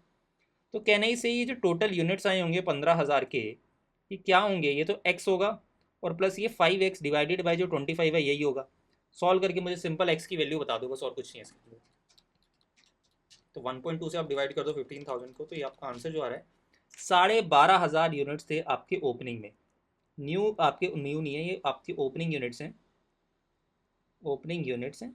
और फिर आप अगर कैलकुलेट करोगे ना इसके अंदर, तो आपके क्लोजिंग जब निकलेंगे तो भी वो 15,000 ही आएगा। कैसे आएगा, 12,500 यूनिट्स पे अगर आप 12,500 यूनिट पे अगर आपको 5 रुपये का डिविडेंड मिला है, एंड ये आपको टोटल कितने पे इन्वेस्ट हो गया, 25 पे, तो आपके 2,500 यूनिट आएंगे, एंड 2,500 और 12,500 नेट में कितने हो जाते हैं, 15,000। तो पार्ट 1 आपका कंप्लीट हो जाता है, यही पूछा था, नंबर ऑफ यूनिट्स। फिर पूछ रहे हैं एनएवी पर यूनिट बता दो, एंड मुझे एक चीज़ और पूछी गई है क्या, कि इन्वेस्टमेंट अमाउंट कितना होगा बिगनिंग में। दो चीज़ें ध्यान रखना, एनएवी में और इन्वेस्टमेंट अमाउंट में थोड़ा सा जो है, एनएवी एनएवी में और इन्वेस्टमेंट अमाउंट में थोड़ा सा डिफरेंस आएगा। वो डिफरेंस क्यों आएगा, क्योंकि एनएवी तो एक पर्टिकुलर चीज होगी, लेकिन जब हम परचेज करने आएगा कोई हमसे, या हम इन्वेस्ट करेंगे, तो हमसे एंट्री लोड भी चार्ज किया जा रहा है, तो वो भी हमें कंसिडर करना पड़ेगा जब इन्वेस्टमेंट अमाउंट निकलेगी। तो आप आओ मेरे पास, सबसे पहले तो हमें क्या निकालनी है, एनएवी निकालनी है। अब मुझे एक चीज़ बताओ, क्या इन्होंने क्लोजिंग एनएवी आपको दे रखी है, कितनी दे रखी है सर, 25 दे रखी है क्लोजिंग एनएवी। तो अगर आपकी क्लोजिंग एनएवी 25% 25 रुपये है, एंड आपको बोला था कि आपका जो एनएवी है वो अप्रिशिएट हो गया है, अप्रिशिएट हो गया है कितने परसेंट से, 13.60% से, इतना था। एक बार देखो, एनएवी आपको बोला था 13 पॉइंट, तो कहना इससे ये 113% है, कहना इससे ये 113% है ऑलरेडी। तो मेरा ओपनिंग एनएवी कैसे आ जाएगी, ओपनिंग एनएवी के लिए मेरा जो क्लोजिंग एनएवी है वो लिखूंगा मैं यहाँ पे, एंड डिवाइड कर दूंगा किससे, 113.60%। तो इसको सॉल्व करो, देखो कितना आता है।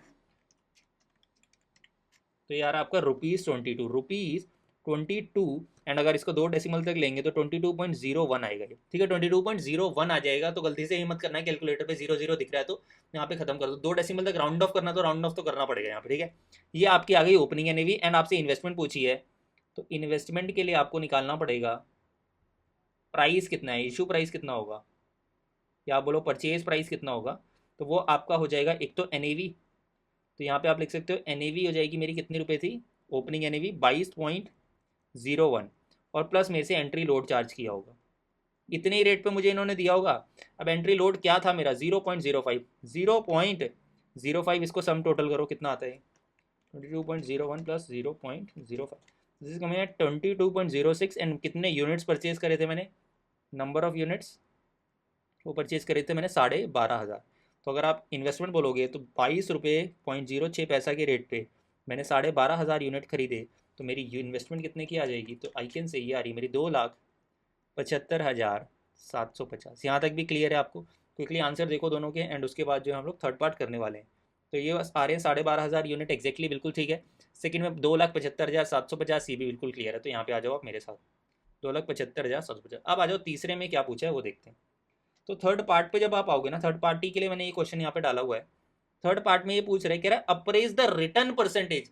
रिटर्न का मतलब देखो सिंपल होता है कि ये कौन सा प्लान है आपका, री इन्वेस्टमेंट। पहली चीज, पर यूनिट कैलकुलेशन तो हम नहीं कर सकते, क्यों, क्योंकि नंबर ऑफ यूनिट्स के अंदर चेंज आ चुका है। वो बेसिक्स आपके वही रहेंगे। नंबर ऑफ यूनिट्स के अंदर अगर चेंज आ चुका है तो मुझे क्या क्या चाहिए होगा, एक तो क्लोजिंग एनएवी चाहिए होगी, है मेरे पास। क्लोजिंग यूनिट चाहिए होंगे, है मेरे पास। इन्वेस्टमेंट अमाउंट चाहिए होगी, है मेरे पास। बस एक चीज और है इसके अंदर, कि जब आपने एग्जिट करा तो एग्जिट लोड भी लग रहा है, तो आपको क्या वो माइनस करना पड़ेगा, कि आपका रिटर्न वो कम कर रहा होगा, बिल्कुल कम कर रहा होगा। तो एक एग्जिट लोड भी जो है आपका माइनस हो जाएगा जब आप यहाँ पे निकालोगे। तो जब आप देखोगे सेल वैल्यू कितनी हो जाएगी, या फिर आप कहो सेल वैल्यू कह सकते हो, क्योंकि यहाँ पे जो है रिडीम करे उन्होंने, या आप बोलो रिडम्शन वैल्यू, रिडम्शन वैल्यू कितनी हो जाएगी, तो वो आप बोलोगे कि एनएवी आपकी कितनी थी लास्ट में, 25 रुपये थी, और आपके पास कितने यूनिट्स थे, 15,000। आपने बोला ये तो ठीक है, ये कितना आ रहा है पहले निकालो। आप बोलोगे कि सर ये आ रहा है 3,75,000। फिर इसमें से आपको क्या हटाना पड़ेगा, एग्जिट लोड, क्योंकि ये तो काट के देंगे आपको पैसा। देखो एग्जिट लोड कितना है, कितना है exit load, exit load, exit load आपसे 1% का बोला है, एट द रेट ऑफ 1% होगा। तो 1% एन पे ही होता है, तो सीधा आप लेस कर सकते हो इसको 3,750। इसमें से आपको एक चीज़ और लेस करनी पड़ेगी, क्या, आपका इन्वेस्टमेंट। यही तो आपका रिटर्न होगा ना।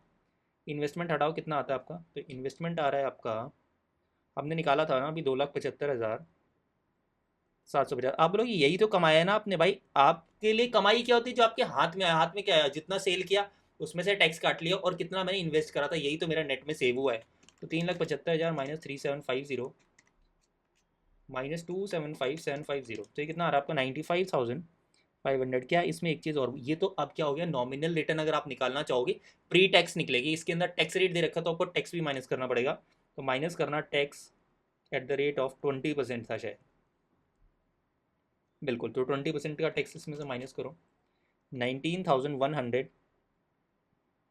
एंड जब यहाँ पे आप निकालोगे तो ये आ जाएगा आपका 76,400। क्या यहाँ तक बात क्लियर है, क्या यही मेरा क्या हो गया, पोस्ट टैक्स प्रॉफिट हो गया। पोस्ट टैक्स रिटर्न तो यही है मेरी, नॉर्मल उस मॉनेटरी सेंस के अंदर। इसका परसेंटेज निकाल दो, कैसे निकलेगा परसेंटेज, अगर मैं निकालूँ नॉमिनल रिटर्न, नॉमिनल बोलना क्वेश्चन में, रियल वो बोला हुआ है नॉर्मल रिटर्न, तो वो भी सेम ही बात है। तो ये है मेरा, कितने पैसे मैंने इन्वेस्ट करे ये कमाने के लिए, 2,75,750। मल्टीप्लाई करो आप 100 से, तो कितना आ रहा है देखो, तो ये आ रहा है आपका 27.71%, 21.71%। तो ये हम ना 3 डेसिमल तक ले लेते हैं इसको, तो ये आ जाएगा मेरा 27.706%। ये मेरा क्या हो गया, this is my nominal return, this is my nominal return. यानी कि इन्फ्लेशन जुड़ा हुआ है ना ऑलरेडी। तो इन्फ्लेशन हटाने के लिए मैंने क्या तरीका बताया था, 1 plus nominal divided by 1 plus inflation minus 1। तो आपको अगर रियल रिटर्न पूछेगा तो फॉर्मूला लिखो पहले तो मेरे साथ आप बोलोगे कि सर 1 प्लस नॉमिनल रिटर्न का percentage divided by 1 plus inflation का रेट जो होगा, परसेंटेज में -1 करना है, तो यहाँ पे निकालो कितना आता है ये 1 प्लस नॉमिनल कितना है आपका 27.706%। डायरेक्ट मत ऐड कर देना, ऊपर परसेंटेज है और 1 नॉर्मल फिगर है तो आपको उसको भी डेसिमल में कन्वर्ट करना पड़ेगा। सेम 1 प्लस इन्फ्लेशन यहाँ पे बताया हुआ था, तो वो था आपका यहाँ पे 4.5%, तो ये हो जाएगा आपका 4.5%। एंड इसमें से -1 करना, तो जब आप इसको सॉल्व करके निकालोगे तो ये मेरे हिसाब से आएगा 1.27706 डिवाइडेड बाय 1.045 -1 इंटू 100, तो ये आ रहा है सर मेरा 22.207%। एक बार मुझे इसका आंसर बता दो, एंड अगर आंसर सही आता है तो अपना जो है क्वेश्चन हो चुका है। 22 पॉइंट इन्होंने 2 डेसिमल पे राउंड ऑफ करा है, तो 22.21% भी हम यहाँ पे लिख सकते हैं। ठीक है, इन्होंने 3 डेसिमल बोला था क्या, या 2 डेसिमल, कुछ नहीं बोला हुआ, तो आप 3 डेसिमल तक भी निकाल सकते हो। और ये जब देखोगे आपका रियल टर्म्स के अंदर 27.71% थी, इतनी हमारी आ रही थी, राइट। यहाँ पे आपका क्वेश्चन खत्म हो जाता है।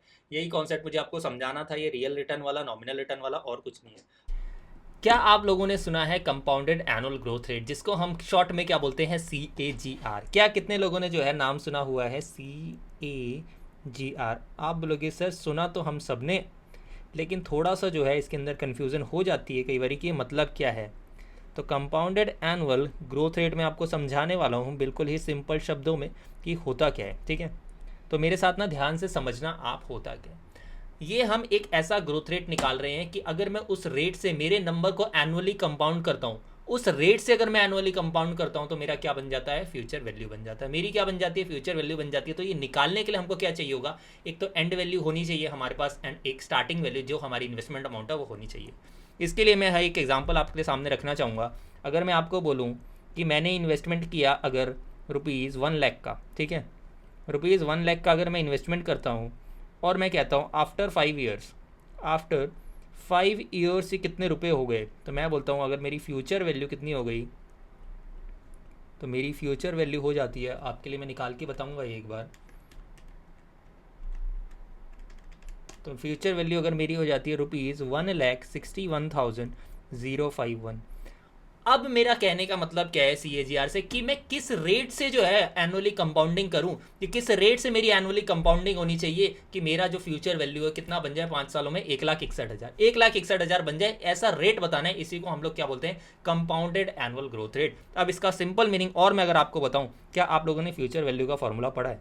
क्या आपको फ्यूचर वैल्यू का फॉर्मूला, मैंने भी पढ़ाया था टाइम वैल्यू ऑफ मनी में, क्या होता है, P into 1 plus R raise to the power N।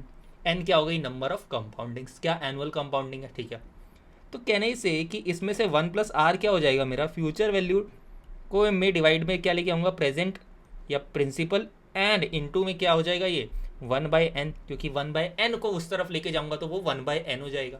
यहाँ तक आपको बात क्लियर है। और अगर मैं आपसे पूछ लूँ आर क्या हो गया सर, आर क्या हो गया, तो आप बोलोगे सर 1/n -1। कहने से this is also your rate, ये रेट है ऐसा जिससे आप क्या करते हो, एनुअली कंपाउंडिंग करते हो। कुछ भी हो सकता है, लेकिन हम क्या है CAGR बोल रहे हैं, तो उसके अंदर क्या होता है, एनुअली कंपाउंडिंग हो रही होती है, उसी रेट को बोलते हैं। तो अगर मैं यहाँ पे मान लो फ्यूचर वैल्यू मेरे को ऑलरेडी बता रखी है 1,61,000, प्रेजेंट वैल्यू भी मुझे बता रखी है, या प्रिंसिपल अमाउंट, इन्वेस्टमेंट अमाउंट मुझे कितनी बता रखी है, 1,00,000 रुपीज। इसको अगर मैं किस रेट से कंपाउंड करूँ, रेट मुझे नहीं पता, तो मैं रेट निकाल लूंगा इस फॉर्मूले में डाल के, उसी रेट को हम लोग क्या बोलते हैं, CAGR बोलते हैं। या आपके इस चैप्टर के लिए जो रेलिवेंट नाम है वो है ज्योमेट्रिक ग्रोथ रेट। तो आपसे अगर पूछ लेगा कि आप बताइए ज्योमेट्रिक ग्रोथ रेट, तो वो किस तरीके से निकलेगा, इस तरीके से निकलेगा। तो मैं आपके लिए फॉर्मूला अगर सिंप्लीफाई करूँ CAGR का, तो आई कैन से कि जो भी आपकी एंड वैल्यू होगी divided by investment amount raise to the power 1/n -1। इसको आप सॉल्व कर लोगे, आपको निकलेगा। एक बार मेरे एग्जाम्पल को सॉल्व करके बताओ इसका CAGR क्या आ रहा है। CAGR क्या आ रहा है, आप बोलोगे सर 1,61,051 डिवाइडेड बाय कितना, इन्वेस्टमेंट अमाउंट मेरी 1,00,000, रेज टू दी पावर कितनी 1/n, और आई कैन से 1/5। तो आप बोलोगे कि सर अब ये 1/5 कैसे सॉल्व होगा, इसलिए मैंने बोला था बेसिक्स लेक्चर एक बार देख लेना। बेसिक में मैंने सिखाया हुआ है इसकी डर्टी पावर की कैलकुलेशन करना। तो आप क्या करोगे, कैलकुलेटर पे सबसे पहले 161,051 लिखना, डिवाइडेड बाय 1,00,000 कर लेना, ये आएगा। इसको अंडर रूट करो 12 बार, 1 2 3 4 5 6 7 8 9 10 11 12, -1 करो, -1 करा, इंटू करना है पावर, तो इंटू पावर क्या हो जाएगी, इंटू 1 डिवाइड बाय 5, तो इंटू आपको करना है 1 एंड डिवाइड बाय करना है 5, फिर +1 करना है, फिर +1 किया और इंटू इक्वल टू 12 बार कर दो। 1 2 3 4 5 6 7 8 9 10 11 और 12, माइनस करना इसमें से 1 और इंटू जब आप 100 कर दोगे तो ये आपका 10% आ जाएगा। चाहे आप निकाल के देख लो, 10% की रेट पे अगर आप कंपाउंडिंग करोगे 1 लाख को 5 सालों के लिए तो आपका आंसर आ जाएगा 1,61,051। वही चीज़ होती है आपकी CAGR। तो एक बार मेरे साथ बुक पे आ जाओ। इस बार जो है, एक बार मेरे साथ बुक पे आओ। सबसे पहले आप देखो ज्योमेट्रिक रेट ऑफ रिटर्न कैसे निकलेगा। अगर मैं बोलूँ ज्योमेट्रिक ग्रोथ रेट अगर आपसे पूछेगा, दो चीज़ें, एक और कॉन्सेप्ट मैं बताने वाला हूँ, वो एप्लीकेबल कब होगा वो देखना एक बार। ये ज्योमेट्रिक ग्रोथ रेट क्या होगा, end value divided by beginning value 1/n raise to the power and -1। ठीक है, ये आपको यहाँ तक समझ आता है ग्रोथ रेट किस तरीके से निकालना है। इसी को क्या होता है, CAGR होता है। CAGR बोलूँ या ज्योमेट्रिक ग्रोथ रेट बोलूँ, सेम चीज़ है।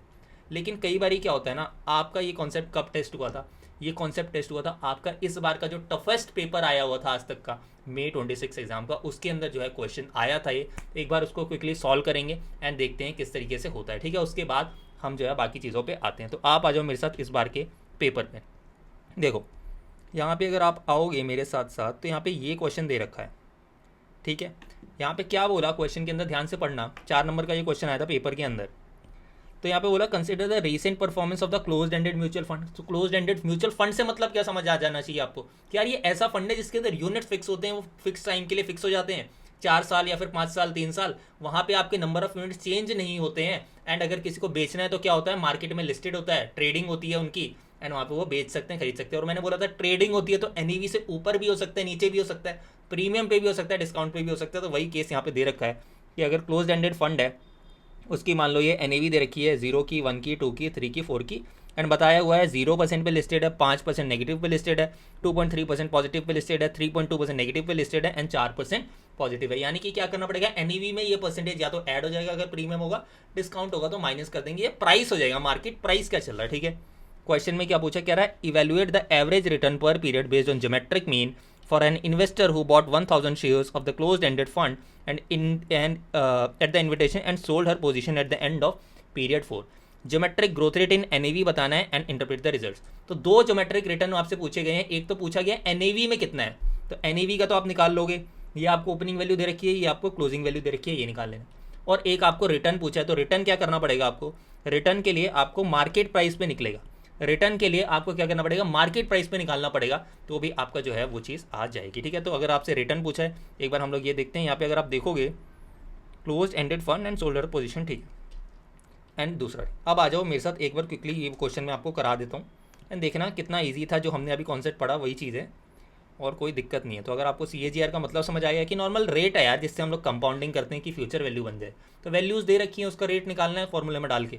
तो आप मुझे बताओ, पहले केस के अंदर अगर मुझसे पूछता है, ये रिटर्न वाला पूछा था ज्योमेट्रिक रिटर्न, तो भी मैं क्या लगाऊंगा, ज्योमेट्रिक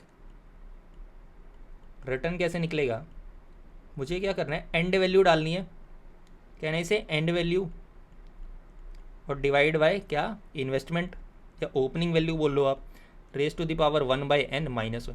अब मुझे सबसे पहले तो इसके मार्केट प्राइस बता दो एक बार। 20 - 0% करोगे तो कितना आएगा, 20 रुपीज़ आएगा। 22.5 -5% करोगे तो कितना आएगा, क्योंकि आपका ये डिस्काउंट है तो 21.38 आ जाएगा। 2 डेसिमल तक लेना क्योंकि मार्केट प्राइस भी 2 डेसिमल तक ही लोगे। 19.5 को प्लस करना 2.3% तो ये आ जाएगा आपका 19.95। ठीक है, एंड एक करना आप 21 - 3.2% तो ये आ जाएगा आपका 20.33, और एक आ जाएगा आप 22.3 + 4% तो ये आ रहा है मेरे हिसाब से 23.19। ठीक है, अब मैंने इस फॉर्मूले में आप डाल के बता दो मेरे को कितना रिटर्न बनेगा। देखो एंड वैल्यू मैंने बोली 23.19 एंड डिवाइड बाय क्या हो जाएगा, ओपनिंग वैल्यू 20 रुपीज़ ही थी, raise to the power 1/n और आई कैन से 1/4 -1। अब देखना इसमें 1/4 को आपको पता है, इसको आपको उससे नहीं सॉल्व करना डर्टी पावर, 2 बार अंडर रूट करोगे तो भी आंसर आ जाएगा, क्योंकि आपको पता है अंडर रूट का मतलब 1/2 होता है। तो 2 बार 1/2 करोगे तो वो 1/4 हो जाएगा। तो क्विकली आप इसका आंसर बता दो। 23.19 डिवाइडेड बाई 20 आप करते हो, 2 बार अंडर रूट करना एंड -1 कर दो। जब आप ये निकालोगे ना तो ये आपका आंसर आ रहा है 3.77%। 3.77% एक तरीका हो गया ये आपकी क्या निकल गई, ज्योमेट्रिक रिटर्न निकल गई। अब दूसरा बता दो मुझे, ज्योमेट्रिक ग्रोथ रेट, या आप बोलो ये CAGR, ये नाम बोल रखा है यहाँ पे, तो ज्योमेट्रिक रिटर्न बोलो, कुछ भी बोलो। तो ज्योमेट्रिक ग्रोथ रेट आपसे पूछी थी NAV के अंदर, तो NAV के अंदर कैसे निकल जाएगी, आप बोलोगे कि सर लास्ट NAV कितनी दे रखी है, 22.3 की दे रखी है, तो 22.3 लिया, डिवाइडेड बाई 20 किया, 1/4 किया, -1 किया, निकालो कितना आता है। तो यार 1 2 -1 × 100, तो यार आपका 2.76%, 2.76% की क्या है आपकी NAV में ग्रोथ है, लेकिन मार्केट में ट्रेडिंग की वजह से कितना हो गया, ग्रोथ आपकी अल्टीमेटली 3.77% की होगी। एक तरीका और निकलता है ये रिटर्न निकालने का। एक तरीका और क्या होता है सर, मैं आपको डायरेक्टली तरीका बता रहा हूँ। अगर आपको पीरियड वाइज रिटर्न दे रखी है, मुझे नहीं पता ICAI सजेस्टेड आंसर क्या देता है इसका, इसलिए मैंने आपको तरीका बता रखा है, क्योंकि उसने निकलवाई है वैल्यू, तो माइट भी कुछ हो सकता है वो यूज़ कर ले। तो मैं एक तरीका और बता रहा हूँ आपको, अगर आप इनकी रिटर्न निकाल के बता दो, चारों पीरियड की, चारों पीरियड की रिटर्न बता सकते हो आप in comparison to previous period, आप बोलोगे बिल्कुल बता सकते हैं। कैसे? फर्स्ट पीरियड की रिटर्न कैसे निकलेगी, 21.38 माइनस 20 डिवाइड बाई 20, तो 21.38 माइनस 20 डिवाइड बाई 20 इंटू 100, तो ये आ जाएगा 6.9%। ठीक है, वो आंसर हम लोग सॉल्व कर चुके हैं। एक और तरीका बता रहा हूँ मैं आपको ये फर्स्ट वाले केस का आंसर निकालने के लिए। फिर आप मुझे सेकंड पीरियड की रिटर्न बताओ, वो कैसे कंपेयर होगी, 19.95 कंपेयर होगा 21.38 से, तो कंपेयर करके बताओ, 19.95 माइनस 21.38 डिवाइडेड बाई 21.38 इंटू 100, तो ये आ जाएगा आपका -6.69%। ठीक है जी, ये क्लियर हो गया। तो 21.38 एक बार मैं दोबारा चेक कर लेता हूँ। ठीक है, इसके बाद 20.33 माइनस 19.95 डिवाइडेड बाई 19.95 इंटू 100, तो यार आपका ये आ रहा है आपका 1.90%। ठीक है, 2 डेसिमल तक लोगे तो 1.90%। एंड एक अगर हम और देखेंगे 23.19 माइनस 20.33 डिवाइडेड बाई 20.33 इंटू 100, तो यार आपका 14.0607%। क्या ये रिटर्न्स आप निकाल सकते हो? अब मैं आपको फर्स्ट केस का अल्टरनेटिव बता रहा हूँ। ऑल्टरनेटिव की अगर आपको पीरियड वाइज ऐसे रिटर्न दिए हो ना, तो भी आप ये वाली जो रिटर्न है ग्रोथ वाली, इस पर कैसे पहुंच सकते हो। देखो इसमें सिंपल क्या करना पड़ता है, 1 प्लस जो पीरियड 1 का रिटर्न है वो लिख लो, 1 प्लस पीरियड 2 का रिटर्न लिख लो, इस तरीके से करते जाओ, और 1 प्लस पीरियड n का रिटर्न लिख लेना, तो आपका क्या निकल के आ जाएगा। और इसको क्या करोगे, इस पूरे को आपको 1/n कर देना है, जो आप उसके अंदर करते थे -1 करना, तो आपका क्या निकल के आ जाएगा, वही CAGR निकल के आ जाएगा। तो इसको सॉल्व करके देखो क्या आता है। 1 प्लस पहली रिटर्न क्या थी, 6.9%, इसको डेसिमल में कर लेना। ठीक है, 1 प्लस R2 क्या है, माइनस 6.69%। ठीक है, इतना ही है। फिर है 1 प्लस 1.9%, और लास्ट वाली क्या है 1 प्लस 14.07%, 14.07%। इस पूरे को आपको अंडर रूट में ले जाना है 1/4 के एंड -1 करना। इसको सॉल्व करके बताओ कितना आता है। तो ये हो जाएगा मेरा 1.069 इंटू ये m प्लस कर लो, और ये हो जाएगा 1 माइनस 6.69 नेगेटिव में है, ध्यान देना। ठीक है, और फिर मल्टीप्लाई इसमें क्या हो जाएगा 1.019 और मल्टीप्लाई 1.1407। ठीक है, ये जब आप निकाल लोगे, इसको 2 बार अंडर रूट करना, और माइनस जब आप 1 करके 100 निकालोगे ना, तो आप इसका सॉल्व करके निकालोगे, तो ये 3.77% ही आपका आंसर आएगा, 3.77% आएगा। तो एक तरीका ऊपर वाला आपको मैंने दिखाया 3.77% निकालने का, एक नीचे वाला दिखाया।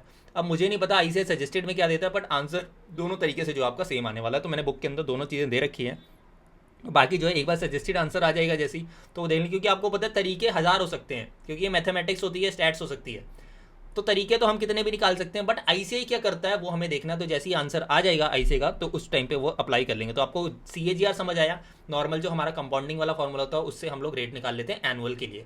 और दूसरा तरीका क्या बताया मैंने, कि रिटर्न अगर आपको पता है पर्टिकुलर पीरियड्स का, तो उनको आप मल्टीप्लाई कर लो 1 प्लस करके, एंड डिवाइडेड बाय क्या आ जाएगा, उसकी पावर क्या हो जाएगी 1/n -1, उससे भी जो है आपका आंसर सेम हो जाएगा। तो रिटर्न अगर आपको ईच पीरियड की दे रखी है, तो आप ये वाला फॉर्मूला भी लगा सकते हो। तो यहाँ पे जो है हमने देखा ये एक और कॉन्सेप्ट कौन सा CAGR। तो अभी तक हमने क्या पढ़ लिया इस रिटर्न वाले कॉन्सेप्ट में। एक तो देखिए हमने नॉमिनल, जिसके अंदर इन्फ्लेशन ऑलरेडी एडेड होती है, उसको क्या कहते हैं हम लोग, नॉमिनल रिटर्न। अगर हमें रियल पे जाना है तो इन्फ्लेशन का इफेक्ट हटाना पड़ता है। पहला तरीका क्या था, 1 plus nominal divided by 1 plus inflation -1। और एक तरीका क्या था कि नॉमिनल में से डायरेक्ट आप माइनस कर दो इन्फ्लेशन का, तो भी चल जाता है, लेकिन वो लीस्ट प्रेफर्ड मेथड है। फिर हमने क्या देखा, CAGR क्या होता है, किस रेट से मैं जो है अपनी अमाउंट को कंपाउंड करूँ एनुअली, कि मेरा जो है फाइनल अमाउंट में मैं पहुंच जाऊँ। ठीक है, यहाँ तक आपको बात समझ आती है। अब आपका एक ही क्वेश्चन बचा है, वो आपका इसी से रिलेटेड है, आपके फीस टू फंड मैनेजर। उसके बाद 2 टॉपिक्स और हैं जो मैंने एडिशनल ऐड करे हुए हैं। एडिशनल नहीं बोलूँगा, स्टडी मटेरियल के टॉपिक्स हैं, तो आपको वो भी पता होने चाहिए। अब यार बिल्कुल सिंपल सी चीज़ है। अब आपको मैंने क्या बोला था कि जब म्यूचुअल फंड आता है, तो वो कोई पर्सन मैनेज कर रहा होता है, उसको हमने फंड मैनेजर बोला था। अब यार वो फंड मैनेज करेगा तो अपनी फीस भी तो लेगा, फ्री में थोड़ी करेगा, क्योंकि रिटर्न तो आप रखोगे, आप इन्वेस्टर हो। तो फंड मैनेजर क्या करता है, अपनी फीस लेता है, उसी का जो है हमें कैलकुलेशन करना है।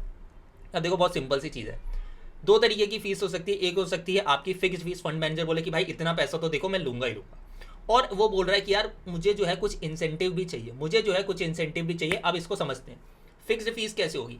लेट सपोज फिक्स्ड फीस के अंदर क्या होता है, आपने फंड मैनेजर को बोला कि जितना भी फंड आप मैनेज कर रहे होगे ना, उसका जितना भी एसेट अंडर मैनेजमेंट होगा, जितना भी टोटल अमाउंट ऑफ एसेट होगा, तो उसका हम आपको 1% या 2% दे देंगे। उसका हम आपको क्या करेंगे, 1% या 2% दे देंगे। वो क्या बोलेगा कि चल भाई तेरे को जो है हम लोग फिक्स्ड 2% तो देने वाले हैं, किसका, एसेट अंडर मैनेजमेंट का। लेट सपोज उसके करंट AUM कितने हैं, वो बोलता है देख भाई करंट AUM है, क्वेश्चन में आपको बोला कि 2000 करोड़ है, और कह रहा है क्वेश्चन में आपसे कि आपको जो है 2% तो इसको फिक्स्ड फीस देनी है। तो फिक्स तो आप दे दोगे, चाहे पैसा बढ़ा हो चाहे घटा हो, उसके अंदर तो कोई दिक्कत नहीं है। तो इसकी फिक्स्ड फीस कितनी हो गई सबसे पहले, तो फिक्स फीस आप कह सकते हो कि 2000 करोड़ का, ये करोड़ है, 2% तो फिक्स हो गया, परसेंटेज यहाँ पे फिक्स हो गया, ये कितना हो गया, इसको 40 करोड़ तो मिलेगा।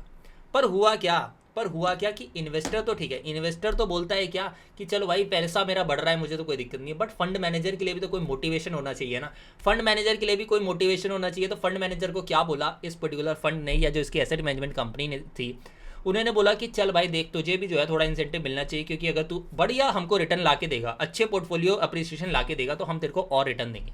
बट उन्होंने इसको कैसे बोला कि देख भाई आज तक का हाईएस्ट AUM जो है ना, आज तक का जो हाईएस्ट AUM है वो कितना गया हुआ है, वो आपका गया हुआ है 2300 करोड़, 2300 करोड़ का गया हुआ है। तो अगर तू इसके ऊपर हमको रिटर्न ला के देगा ना, 2300 के ऊपर आके ला के देगा ना, तो हम तेरे को क्या देंगे, उस डिफरेंशियल अमाउंट पे एक पर्टिकुलर परसेंटेज दे देंगे एज अ इंसेंटिव। क्या दे देंगे, एक पर्टिकुलर परसेंटेज दे देंगे एज अ इंसेंटिव। तो आपको एक चीज समझ आती है कि फंड मैनेजर को 2 तरीके की फीस मिलती है। एक तो फिक्स फीस, जो भी उसका AUM है उसका जो फिक्स परसेंटेज है वो उसको दे दिया जाएगा, इररिस्पेक्टिव ऑफ एनीथिंग, चाहे उसमें लॉस भी हो रहा हो तो वो भी पे होगा।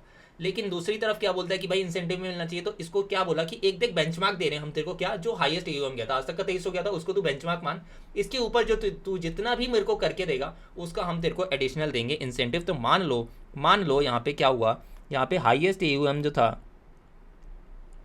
वो था आपका 2300 करोड़ का, ठीक है, 2300 करोड़ का था। एंड मान लो करंट AUM कितना हो गया, एंड आपको क्या हो गया, न्यू AUM बोला कि आपको कितना हो गया, 2500 करोड़। आपको क्वेश्चन में क्या बोला, न्यू AUM कितना है एसेट अंडर मैनेजमेंट, 2500 करोड़। तो अब मुझे एक बात बताओ, तो इंसेंटिव फीस इसको बोली थी, क्या न्यू AUM पे बोली थी या बोली थी कि बेंचमार्क के ऊपर जो तू कमा के देगा उस पर हम तेरे को देंगे। तो बेंचमार्क 2300 का था, न्यू AUM कितना है, 2500 करोड़ था, 200 का जो डिफरेंस है उस पर 2% मिल जाएगा। तो कहना इसे इंसेंटिव फीस जो होगी वो कितनी हो जाएगी, वो 200 करोड़ पे 2% हो जाएगी, तो 4 करोड़ और मिल जाएगा। तो इसको टोटल कितना मिल जाएगा, 44 CR इसको एज अ फीस मिल जाएगी, ठीक है। यही कॉन्सेप्ट है, एक बार इसको पढ़ते हैं। देखो फिक्स्ड फीस क्या होती है, irrespective of any portfolio appreciation वो पे होती है, यानी कि क्या हो जाएगा, जो परसेंटेज आपको फिक्स बता रखा होगा उसको आप मल्टीप्लाई कर लेना करंट एसेट अंडर मैनेजमेंट से। फिर आपको इंसेंटिव फीस कैसे निकलेगी कि जो न्यू एसेट अंडर मैनेजमेंट होंगे, जो आपके न्यू एसेट अंडर मैनेजमेंट होंगे वो कैसे निकलेंगे। उसके लिए आपको सबसे पहले देखना पड़ेगा कि करंट AUM पे कितना आपने नया रिटर्न जनरेट कर दिया, ये हो गया एक वैल्यू जो आपको हाईएस्ट वैल्यू अचीव करनी है बेंचमार्क से। और बेंचमार्क से क्या करोगे, उसको माइनस कर दोगे। क्या हुआ यहाँ पे ध्यान से समझो, इंसेंटिव फीस के लिए मैंने आपको 2 चीज़ बताई, एक तो बेंचमार्क चाहिए, तो बेंचमार्क को यहाँ पे इन्होंने क्या बोला हुआ है, ये हाईएस्ट एसेट अंडर मैनेजमेंट, ये क्या है आपका बेंचमार्क है। इसके ऊपर कोई वैल्यू जनरेट करनी है, तो अगर आपका न्यू AUM पॉजिटिव होगा तो ही तो आपको रिटर्न मिलेगा ना। मान लो आपने नीचे कर दिया तो इंसेंटिव की तो बात ही नहीं आएगी।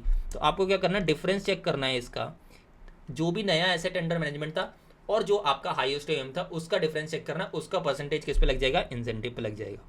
फिर आपको क्वेश्चन में ना ये जो वैल्यू बताई मैंने ऊपर वाली, ये निकालने के लिए एक फॉर्मूला वो दिया होता है, या आप बोलूँ कि इस पर्टिकुलर वैल्यू पर रिटर्न कितना कमाया वो आपको दिया गया होगा। तो उस करंट AUM को, जो आपको करंट AUM था जिस पे आप फिक्स्ड फीस निकाल रहे हो, उस पर 1+ रिटर्न कर लेना, तो आपका न्यू AUM आ जाएगा। और टोटल फीस क्या हो जाएगी आपकी, fixed fees plus incentive fees, fixed fees plus incentive fees. और अगर आपका ये रिजल्ट नेगेटिव आता है तो खाली आपकी फिक्स्ड फीस पेबल है, उसमें तो कोई दिक्कत नहीं है। तो अब आ जाओ आप मेरे साथ एक बार इसके क्वेश्चन पे, एक ही क्वेश्चन है और आपका जो है सारे क्वेश्चन फिर खत्म हो जाएंगे। देखो बहुत ही सिंपल सा चीज़ है, इसलिए हमने इसको बहुत क्विक बेसिस पे करा, कुछ भी इसके अंदर है नहीं। तो आप मेरे साथ बस आ जाओ एक बार यहाँ पे, ठीक है। देखो ANP हेज फंड है, ANP एक हेज फंड है, currently has an assets of 20 crore. तो क्या मुझे समझ आ रहा है कि ये करंटली जो एसेट्स है 20 करोड़, इस पे मुझे फिक्स्ड फीस मिलने वाली है, बिल्कुल। तो manager of the fund charges 0.1% of the portfolio asset. तो पोर्टफोलियो के एसेट जो थे 20 करोड़ के, इस पे इसको कितना मिलने वाला है, 0.1%। तो ये तो फिक्स मिल जाएगा इररिस्पेक्टिव ऑफ एनीथिंग।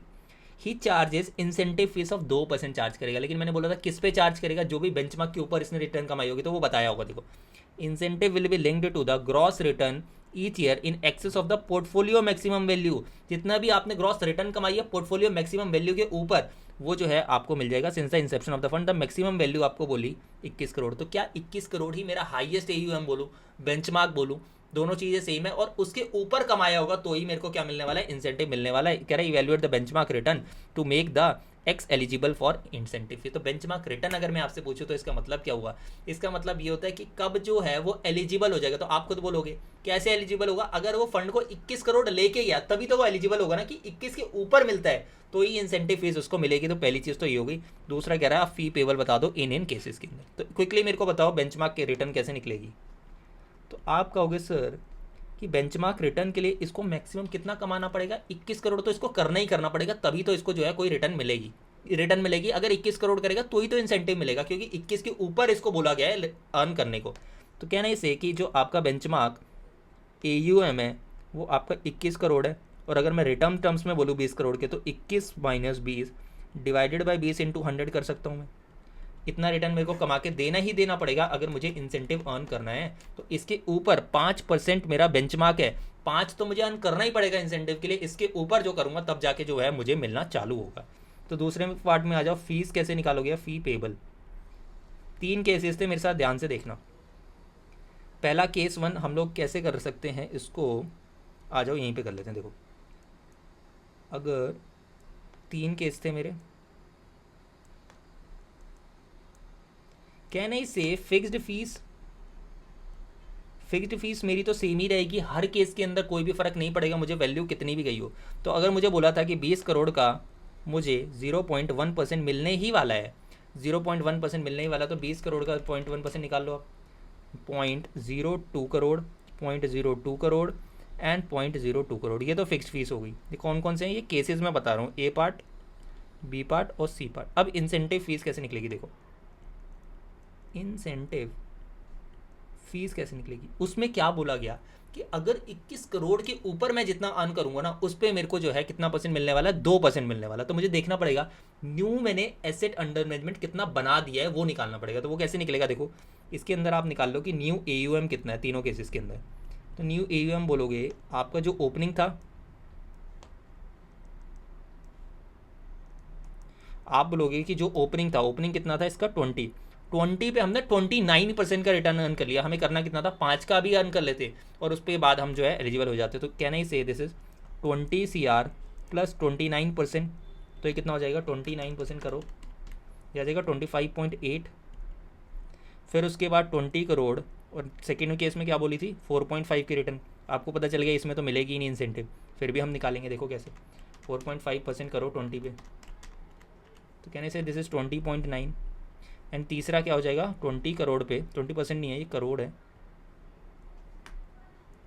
तो प्लस कितना हो जाएगा, ये 20 माइनस 1.8% है, तो माइनस 1.8% कर लेना। 20 माइनस 1.8% करा आपने, तो ये आ जाएगा 19.64। अब मुझे बताओ हाईएस्ट AUM कितनी थी मेरी, उसी के तो ऊपर देख रहे हो ना कितना मैंने अर्न करा है मेरे हाईएस्ट AUM के।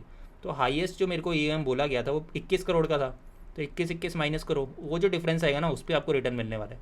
तो आप बोलोगे ये तो नेगेटिव हो गया, ये तो नेगेटिव हो गया, इस केस के अंदर भी नेगेटिव हो गया, और इस केस के अंदर आप देख लो कितना बन रहा है आपका 25.9 माइनस 21 करोड़ आपने किया, तो ये आपका 4.9 बन रहा है। और इसका आप परसेंटेज बता दो @2%, तो आपको इंसेंटिव कितना बन गया 0.098। तो इधर बन जाएगा ये 0.098 CR, इस केस में कुछ नहीं बनेगा। अब मुझे एक बार टोटल फीस बता दो लास्ट में। तो टोटल फीस जो आ रही है आपकी वो आ रही है 0.02 और प्लस ये तो आ जाएगा 0.118 CR। इस केस में 0.02 करोड़ ही रहेगा, इस केस में 0.02 करोड़ ही रहेगा। क्विकली आंसर देख लो। एंड हमारे जो है यहाँ पे सारे क्वेश्चन खत्म हो चुके हैं, हमारे जो है यहाँ पे सारे क्वेश्चन खत्म हो चुके हैं। एक बार क्विकली देखो, 5% की बेंचमार्क रिटर्न हमने निकाल ली थी, 0.116 आ रहा था, 11,60,000, एंड बाकी दोनों केसेस में 2 लाख आ रहा था। ठीक है, यहाँ पे अगर आप देखोगे 2 लाख ही आ रहा है अपने केस के अंदर भी, ये 2 लाख ही था, यानी 11,80,000 था। यहाँ पे जो आपका ये कॉन्सेप्ट खत्म हो जाता है, कौन सा, फंड मैनेजर की जो आप फीस पे करते हो। कौन सा कॉन्सेप्ट यहाँ पे खत्म हो जाता है, फंड मैनेजर की फीस जो आप पे करते हो। दो कॉन्सेप्ट और हैं इजी से, वो एक बार देखते हैं एंड चैप्टर को जो है हम लोग खत्म करते हैं। ठीक है, अब याद है आपको मैंने एक कॉन्सेप्ट पढ़ाया था, एक्सपेंस रेशो, पढ़ाया नहीं था, मैंने आपको दिखाया था। एक बार मैं वेबसाइट पे चलूँगा एंड आपको दोबारा से यहाँ पे दिखाना चाहूँगा। जब मैंने आपको ये वेबसाइट पे मैं आपको लेके गया था तो मैंने आपको फंड्स दिखाए थे एंड वहाँ पे मैंने ये दिखाया था कि जो म्यूचुअल फंड होता है, नॉर्मली इन्वेस्ट करते हो आप तो उसमें तो कोई खर्चा नहीं होता, लेकिन म्यूचुअल फंड ऑपरेट करने के लिए, रन करने के लिए, फीस पे करने के लिए हर जगह खर्चे होते हैं एंड उसको हमें ट्रैक करना चाहिए कि कितने खर्चे जो है एक म्यूचुअल फंड कर रहा है, क्या हमें वो ट्रैक करना चाहिए। तो यहाँ पे जब हमने देखा तो यहाँ पे आप देख सकते हो पहले फंड के अंदर ये 1.35% का एक्सपेंस रेशो आ रहा था। दूसरा अगर हम लार्ज कैप देखें तो आदित्य बिरला हम लोग एसएल पे गए एंड यहाँ पे अगर आप देखोगे यहाँ पे कितना आ रहा था एक्सपेंस रेशो 1.35%। मैंने बोला था ये क्या परसेंटेज होता है, ये बताता है कितना परसेंटेज ऑफ एसेट्स आप क्या कर देते हो, खर्च कर देते हो एज अ एक्सपेंस, कितना परसेंटेज ऑफ एसेट्स आप कर देते हो, खर्च कर देते हो एज अ एक्सपेंस। तो ये मुझे बताओ क्या फंड का ज़्यादा एक्सपेंस रेशो होना चाहिए, कम होना चाहिए। आप बोलोगे कि कम ही होना चाहिए, क्यों कम होना चाहिए, क्योंकि आपके ही तो एसेट लगे ना, आपके एसेट से ही तो वो पैसे काटेगा, तो जितना कम होगा आपके लिए उतना बेटर है। तो एक चीज़ हम लोग ये समझते हैं कि निकलता कैसे अल्टीमेटली, वही हमें एक बार जो है प्रैक्टिकली देखना है। देखो पहली चीज़ समझते हैं होता क्या है, एक्सपेंस रेशो क्या होता है, is an annual fee of a mutual fund charges to cover its operating cost expressed as a percentage of funds average asset under management। ये एक एनुअल एक्सपेंसेस होते हैं, एनुअल एक्सपेंसेस जो होते हैं फंड के, वो कहाँ से काटेगा, आपसे ही तो काटेगा ना। तो वो जो परसेंटेज कटता है उसको हम लोग क्या बोलते हैं, वो एक्सपेंस रेशियो बोलते हैं। इट इज बिल नहीं होता, इसे बिल नहीं होता, ऑटोमेटिकली आपके काट लिए जाएंगे, आपको पता भी नहीं चलेगा। It is quietly deducted from the fund asset से जैसे ही कम हुआ। और मैंने आपको तो बोला था कि फंड एसेट से काट लिए तो आपकी एनएवी ऑटोमेटिकली कम हो जाएगी। एनएवी कम हो गई तो मतलब पैसा किसकी जेब से जा रहा है, आपकी जेब से जा रहा है। तो you never see a bill and you simply earn less. ठीक है, तो क्या आपको ये ट्रैक करना चाहिए कि भाई मेरे 100 रुपये में से आपने 2 रुपये काटे, 1 रुपये काटे फीस के बदले, मुझे तो बताओ, मुझे जानना पड़ेगा। तो इसका फॉर्मूला क्या बना, एक्सपेंस रेशियो निकाल लेगा। सिंपल सी बात है, मेरा कितने एसेट से कितने परसेंटेज ऑफ एसेट आप काट लेते हो एज एक्सपेंस, तो आप टोटल एक्सपेंसेस निकाल लो। टोटल कितने एक्सपेंसेस है फंड के, वो लिख लो आप न्यूमरेटर में, डिवाइड किससे करना है, एसेट से। तो एसेट हम लोग डायरेक्टली क्लोजिंग नहीं लेते हैं, यहाँ पे क्या लेते हैं, एवरेज एसेट अंडर मैनेजमेंट ले लेते हैं। यहाँ तक आपको बात समझ आती है, बिल्कुल सिंपल सी चीज़ है, कोई भी क्वेश्चन नहीं है स्टडी मटेरियल में, लेकिन आपको स्टिल प्रैक्टिकली जानना जरूरी है। एक कॉन्सेप्ट में इसके अंदर और आपको पढ़ाने वाला हूँ कि प्रैक्टिकली और एक चीज़ होती है इसके अंदर। ठीक है, तो एक्सपेंस रेशियो आपको समझ आया कि ये बेसिकली बता रहा है कितने परसेंटेज ऑफ एसेट मेरा कहाँ चला जाता है, खर्चों में चला जाता है म्यूचुअल फंड के। तो मेरे को निकालना है तो कैसे निकालूंगा, जो भी मेरे टोटल एनुअल एक्सपेंसेस होंगे वो मैं एक जगह क्लब करूंगा, अपॉन में क्या लिखूंगा, मेरे एवरेज एसेट्स कितने थे, एवरेज एसेट्स कितने थे वो लिख लूंगा, इंटू 100 करके एक्सपेंस रेशियो आ जाएगा। फिर एवरेज एसेट का नॉर्मल फॉर्मूला जो आप हमेशा से सीखते आ रहे हो, opening plus closing divided by 2। अब इसके लिए मैंने आपको एक एग्जांपल दे रखा है, क्विकली वो देखते हैं। देखो मैंने कहा कि आपका जो एसेट अंडर मैनेजमेंट ओपनिंग दे रखा है 80 करोड़ का, आपको क्लोजिंग एसेट अंडर मैनेजमेंट दे रखा है 120 करोड़ का। And during the year mutual fund ने क्या क्या खर्चे करे, एक तो फंड मैनेजर की फीस हो गई, एडमिनिस्ट्रेटिव हो गई एंड मार्केटिंग एक्सपेंसेस हो गए। पूछ रहा है एक्सपेंस रेशियो बता दो, क्या आप बता नहीं सकते, आप बोलोगे कि सर टोटल खर्चे निकाल लो, पहले तो टोटल एक्सपेंसेस मुझे बता दो कितने आ रहे हैं। तो आप बोलोगे कि sir 36 lakh plus 18 lakh plus 6 lakh, ये कितना हो गया, 60 लैक्स आ गया ये। आप लोगे कि एवरेज एसेट निकाल लो, एवरेज एसेट निकाल के बताओ मुझे कितने आते हैं, एवरेज एसेट्स कितने आ जाएंगे। आप बोलोगे कि sir 80 crore plus 120 divided by 2, तो आपने बोला कि 200 डिवाइड बाय 2 100 करोड़।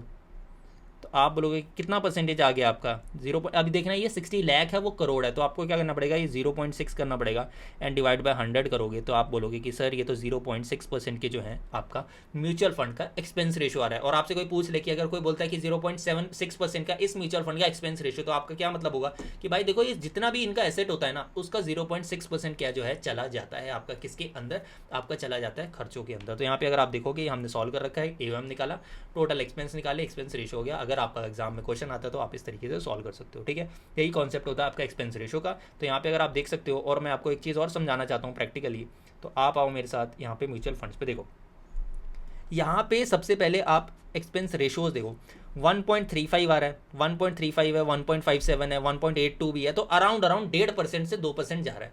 मैं अगर आपको यहाँ पे ले चलूँ और एसेट क्लास हम लोग क्या लगा दें यहाँ पे, मैं देखना चाहता हूँ इंडेक्स फंड में कितना आता है। इंडेक्स फंड के आप एक्सपेंसेस रेशो देखो एक बार, आप लोगों के सर ये तो कम आ रहे हैं, क्या यही बेटर होते हैं। क्या ये कम क्यों आ रहे हैं? मुझे आप सोच के बताओ, इसका लॉजिक बताओ कि इंडेक्स फंड के जो एक्सपेंस रेशियो हैं ये कम क्यों आते हैं? ये कम मैं बताऊं क्यों आते हैं। देखो, बहुत सिंपल सी चीज़ है। अगर कोई नॉर्मल म्यूचुअल फंड है, उसमें जो फंड मैनेजर है उसको रिसर्च करनी पड़ेगी। क्या उसको रिसर्च करनी पड़ेगी? लेट्स सपोज वो लार्ज कैप फंड है, लार्ज कैप फंड है, तो क्या उसको रिसर्च करनी पड़ेगी कि लार्ज कैप फंड में भी मुझे कौन से स्टॉक्स में पैसा लगाना चाहिए? 100 तो स्टॉक है मेरे पास, वो तो स्टॉक पता है मुझे 100, लेकिन ऐसा थोड़ी करूंगा कि पूरे को 100 में बांट दूंगा प्रोपोर्शनेटली। मुझे देखना पड़ेगा ना कि कौन सा स्टॉक बेटर परफॉर्म कर रहा है। तो अगर मैं उस चीज़ को एनालाइज करूंगा, क्या मेरा टाइम जाएगा उसके अंदर? क्या मेरा टाइम जाएगा तो मुझे फीस भी ज़्यादा मिलनी चाहिए। तो उधर क्या होता है, वहाँ पे फीस थोड़ी ज़्यादा होती है, इसलिए एक्सपेंस रेशोज़ भी ज़्यादा आते हैं। वेयर एज अगर मैं इंडेक्स फंड की बात करूँ तो इंडेक्स फंड तो बहुत सिंपल है। अगर आपको कोई बोल रहा है कि आपने क्या करा है, निफ्टी 50 इंडेक्स में लगाना है, तो सिंपल हो गया ना कि निफ्टी के अंदर जो 50 स्टॉक है वो प्रोपोर्शनेटली आप लगा दोगे, तो 50 आपको पता ही है कि वही प्रोपोर्शन में जाना है। तो इन फंड मैनेजर का जो काम है तो बहुत ज़्यादा कम हो जाता है। इस वजह से यहाँ पे जो है फीस भी कम होती है, एंड ऑल्टरनेटिवली क्या निकल जाता है, एंड उसके बाद आपके जो एक्सपेंस रेशियो हैं वो भी कम आते हैं। एक्सपेंस रेशियो हैं वो भी कम आते हैं। और मैं अगर आपको प्रैक्टिकली एक चीज़ और बताऊँ, यहाँ पे 2 तरीके की स्ट्रैटेजी होती है जो म्यूचुअल फंड्स यूज़ करते हैं। ठीक है, 2 तरीके की होती है। एक होती है एक्टिव स्ट्रैटेजी एंड एक होती है पैसिव स्ट्रैटेजी। आपको नाम से ही क्लियर है, active strategy and passive strategy. Active strategy का क्या मतलब होता है कि जो म्यूचुअल फंड हाउस है और उनके इन्वेस्टमेंट डॉक्यूमेंट में लिखा रहता है कि वो करेंगे या नहीं करेंगे। और जो इंडेक्स फंड होते हैं ना, वो पैसिव होते हैं। पैसिव क्यों होते हैं? क्योंकि फंड का उसके अंदर कोई ऐसे इतना रोल नहीं होता, क्योंकि ऑलरेडी वो डिसाइडेड है। ऑलरेडी उन्होंने डिसाइड कर रखा है कि हाँ भाई देखो, ये 50 स्टॉक है, इन्हीं के अंदर हमको पैसा डालते जाना है, जो भी आ रही होंगी इन कंपनीज के अंदर, इंडेक्स के अंदर, उस पर हम डालेंगे और वो ट्रैक होता रहेगा।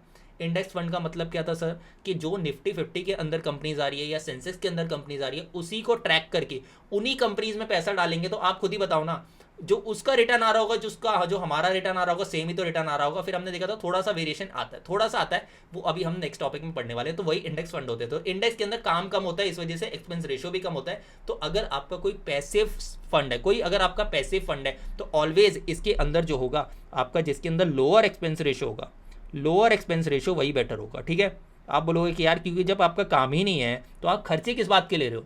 वेयर एज अगर मैं बोलूँ कि इसके अंदर जो है ये वेरी कर सकता है, इसके अंदर वेरी करेगा। क्यों वेरी करेगा सर?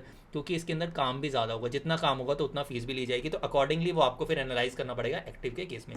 इन जनरल वैसे तो कम ही वाला बेटर है, एक्टिव के अंदर भी रिटर्न और आपको रिस्क का कंपैरिजन करना पड़ेगा। बाकी आपको मैंने दोनों स्ट्रैटेजी बताई, ये आपके एग्जाम पॉइंट ऑफ व्यू से नहीं है, बाकी एग्जाम पॉइंट ऑफ व्यू से मैंने आपको बता दिया। जो आपका एक्सपेंस रेशियो होता है वही आपका काम का होता है। क्या होता है एक्सपेंस रेशियो सर? कितने परसेंटेज ऑफ एसेट्स हम खर्च कर देते हैं एज अ एक्सपेंस। तो total expense divided by average assets into 100 करके आप निकाल सकते हो। लास्ट कॉन्सेप्ट जो है हमारा ये आने वाला है। ठीक है, कैश बैलेंस मैंने आपको लास्ट में दे रखा है, एंड ये कैश बैलेंस ऊपर वाला ही पार्ट है। जब हमने आपका देखा था एनएवी की कैलकुलेशन, वहाँ से ही आपको इसको रीड करना है। ठीक है, आप आ जाओ मेरे साथ ट्रैकिंग एरर पे। अब सर एक चीज़ है, हमको एक चीज़ जाननी पड़ेगी कि आप देखो, अब हुआ क्या, मान लो लेट सपोज कोई इंडेक्स फंड है। ठीक है, एग्जाम्पल ले रहे हैं हम लोग, इंडेक्स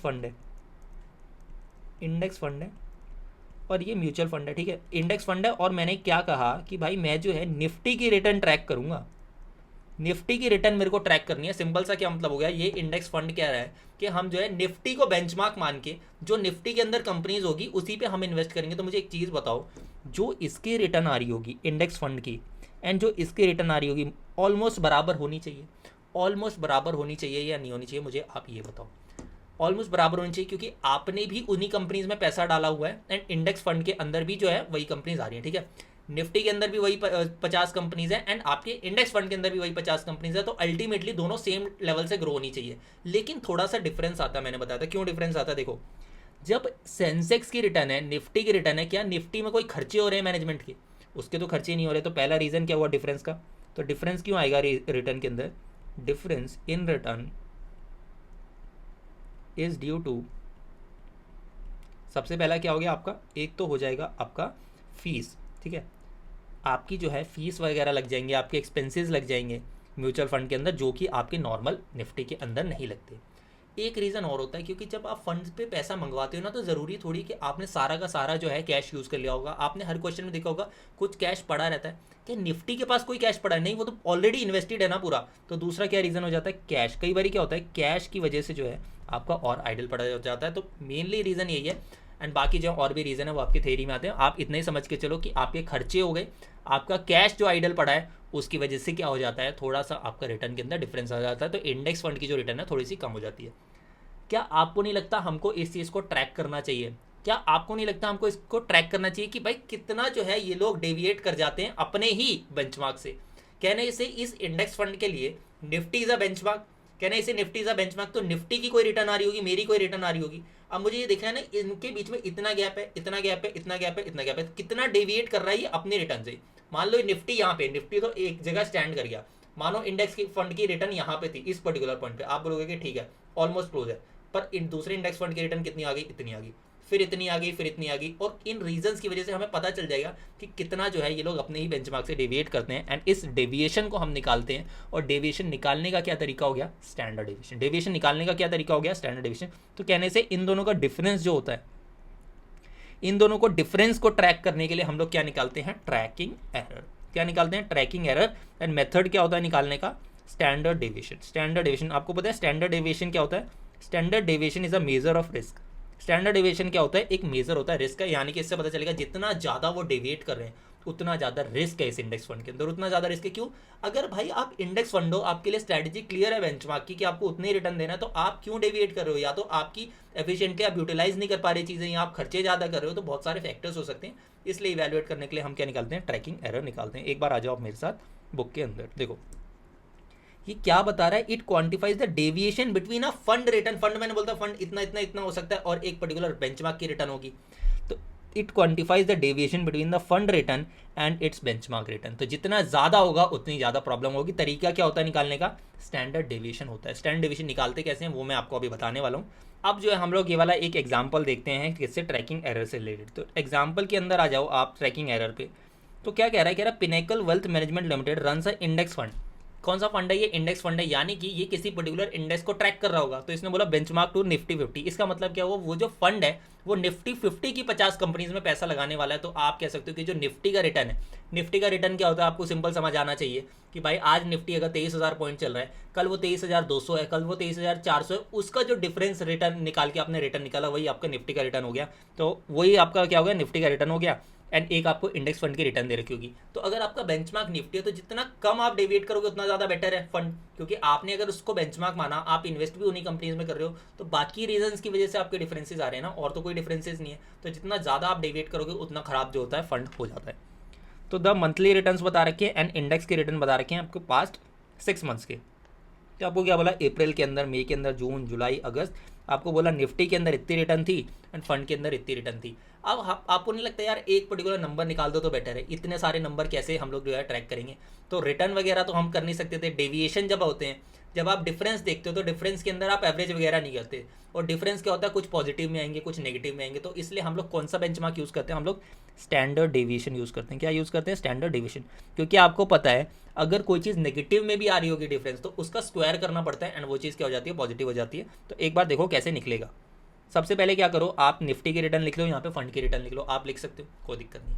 इसके बाद आपको क्या करना है, आपको डी निकालना है। What is D, D is your deviation. D is your deviation. Deviation क्या, कितना डिफरेंस है किसमें, आपके फंड की रिटर्न में और आपके निफ्टी की रिटर्न में। तो क्या करना है, इसमें से ये माइनस करना है, इसमें से ये माइनस करना है, इसमें से ये करना है, इसमें से ये करना है, इसमें से ये करना है, इसमें से ये करना, ठीक है। तो आप देखोगे यहाँ पे क्या आ जाएगी, आपकी एक्टिव रिटर्न्स आ जाएंगी, डिफरेंसेज आ जाएंगी। अब जो है मैं आपको बता रहा हूँ कि स्टैंडर्ड डेविएशन कैसे निकलता है। तो आपके पास क्या डेटा देगा, डी की लाइन आ जाएगी। जैसे आपके पास डिफरेंसेस आ गए, आपके पास दोनों की रिटर्न थी, दोनों के डिफरेंसेस करके आपने डी निकाल लिया, यानी कि डिफरेंस कितना है दोनों के रिटर्न्स के अंदर। स्टैंडर्ड डेविएशन कैसे निकलता है, आपको सबसे पहले मीन रिटर्न निकालना पड़ता है। क्या निकालना पड़ता है, मीन रिटर्न निकालना पड़ता है। वो कैसे निकालोगे, आप क्या करो, जितने भी आपके एक्टिव रिटर्न है इन सबको सम टोटल कर दो। क्या करो, इन सबका सम टोटल कर दो इधर, और जितने भी नंबर ऑफ ऑब्जर्वेशंस है उससे आप डिवाइड कर दो। क्या करो, इन सब का टोटल करो और डिवाइड कर दो किससे, एन से। तो आपका क्या निकलेगा, मीन रिटर्न आ जाएगा। What is your mean return, मान लो रिटर्न्स आपकी स्प्रेड है, स्प्रेड है, उसका बीच वाला सेंटर पॉइंट क्या है उसको हम लोग मीन बोलते हैं। तो हमने क्या किया, सबको सम किया और टोटल अगर 5 ऑब्जर्वेशन थी, 6 ऑब्जर्वेशन थी, तो उससे डिवाइड करके हमने एक मीन रिटर्न लिख लिया। अब हम लोग क्या देखते हैं ना, इस मीन से कितना कितना डेविएशन आ रहा है, कितना कितना जो है डेविएशन आ रहा है। तो वो कैसे निकलेगा, मान लो एक मीन रिटर्न यहाँ है, एक रिटर्न यहाँ आ रही है, एक रिटर्न यहाँ जा रही है, एक रिटर्न यहाँ जा रही है। तो इसके बाद फॉर्मूला क्या बनता है, आपने डी निकाला, सबसे पहला स्टेप क्या हुआ, डी निकालो, difference between the benchmark return and your Nifty return, वो निकाला। इसके बाद इसका मीन निकाल लेना। मीन रिटर्न कैसे निकलेगा, सबका सम टोटल किया हमने यहाँ पे एंड उसको क्या कर दिया, डिवाइड कर दिया उसके पर्टिकुलर नंबर ऑफ ऑब्जर्वेशन से। और फिर क्या करना है, डी माइनस डी बार। डी माइनस डी बार क्या हुआ, इस डिफरेंस में से मीन को माइनस कर दो, इस डिफरेंस में से मीन्स को माइनस कर दो, यानी कि क्या हुआ, इस माइनस 0.0600 से हमने माइनस कर दिया माइनस 0.0300, सबके साथ जैसे ही सेम करा तो एक हमारे पास ये लाइन आ जाएगी यहाँ पे, ठीक है। एंड उसके बाद क्या करना है, इसका स्क्वायर कर देना, इसका क्या करोगे आप, स्क्वायर करोगे, और स्क्वायर करने के बाद आपको क्या करना है, इसका सम टोटल कर लेना। स्क्वायर करने के बाद सम टोटल करना है। अब स्टैंडर्ड डेविएशन कैसे निकलेगा, इस जो अब मैं आपको फॉर्मूला बता रहा हूँ स्टैंडर्ड डेविएशन का, देखो अंडर रूट आप करते हो क्या, डी माइनस डी बार का square divided by n minus 1। In general n होता है, लेकिन इस पर्टिकुलर ट्रैकिंग एरर के लिए आपको n माइनस 1 लेना पड़ेगा। हो सकता है कि थोड़ा सा जो है आपको कम समझ आ रहा हो ये स्टैंडर्ड डेविएशन। अगर आपको इतना समझ आ गया ना ट्रैकिंग एरर होता क्या है, जस्ट आपको इतना पता होना चाहिए कि स्टैंडर्ड डेविएशन निकालते हैं उसके लिए। स्टैंडर्ड डेविएशन हम लोग बहुत ज़्यादा क्वेश्चन करने वाले हैं पोर्टफोलियो के अंदर, तो उसके अंदर आपको कोई कन्फ्यूजन होगी नहीं। जस्ट आपको ये पर्टिकुलर एग्जाम्पल समझाने के लिए समझा रहा हूँ, बाकी उसके अंदर हम कर ही लेंगे। तो अगेन मैं समझाना चाहूँगा ट्रैकिंग एरर क्या हुआ, कि मान लो कोई फंड है किसी पर्टिकुलर इंडेक्स को अगर वो बेंचमार्क करता है, लेट्स वो निफ्टी को कर रहा है, सेंसेस को कर रहा है, तो सेंसेस के रिटर्न में और इसके रिटर्न में कितना ज़्यादा डेविएशन आ रहा है वो हम स्टैंडर्ड डेविएशन की फॉर्म में निकाल देते हैं और हमारा आंसर आ जाता है। तो कैसे निकलेगा, दोनों के रिटर्न दिए होंगे, सबसे पहले डी निकाल लो, डिफरेंस कितना आ रहा है, उसके बाद आप मीन रिटर्न निकाल लो, उसको डी बार बोल देते हैं, डी माइनस डी बार किया फॉर्मूले के अंदर, एंड उसका क्या कर दिया, स्क्वायर कर दिया, डिवाइड क्या करेंगे n माइनस 1 और उसका अंडर रूट, तो आपका जो है यहाँ पे आंसर आ जाएगा। ठीक है जी, यहाँ तक आई होप सो आपको चीज़ समझ आती है। और इसी के साथ जो है हमारा ये चैप्टर भी कंप्लीट हो जाता है, इसी के साथ हमारा जो है ये चैप्टर भी कंप्लीट हो जाता है, और कुछ इसके अंदर है नहीं, सारी चीज़ें जो है हमने बढ़िया से देख ली है, और सारे क्वेश्चंस मैंने आपको करा दिए। ट्रैकिंग एरर पे कोई क्वेश्चन नहीं है, एक्सपेंस रेशियो पे कोई क्वेश्चन नहीं है, ठीक है। तो इसी के साथ हमारा चैप्टर खत्म होता है। अब इसका जो है हम लोग एक टेस्ट भी लेंगे, ठीक है। टेस्ट जो हम डिसाइड कर लेंगे किस डेट को लेना है, एंड आई होप सो आपको जो है सारी चीज़ें समझ आई। एक बार मुझे मैसेज करके आप ज़रूर बताओगे, आपने यहाँ तक अगर लेक्चर देखा है आप एक बार मैसेज करके ज़रूर बताओगे। कहीं पे भी अगर आपको डाउट आया, किसी भी चीज़ के अंदर डाउट आया, किसी क्वेश्चन के अंदर डाउट आया, आपको ज़रूर बताना है, ठीक है। तो मिलेंगे फिर हम लोग नेक्स्ट चैप्टर के साथ। नेक्स्ट चैप्टर जो हम लोग करने वाले हैं हो सकता है वो सिक्योरिटी वैल्यूएशन ही हम स्टार्ट करें, क्योंकि सिक्योरिटी वैल्यूएशन एक बड़ा चैप्टर है, तो उसको हम लोग कवर करेंगे बढ़िया से और सारी चीज़ें करेंगे, समझेंगे, ठीक है जी। तो मिलते हैं नेक्स्ट लेक्चर में, and all the best everyone.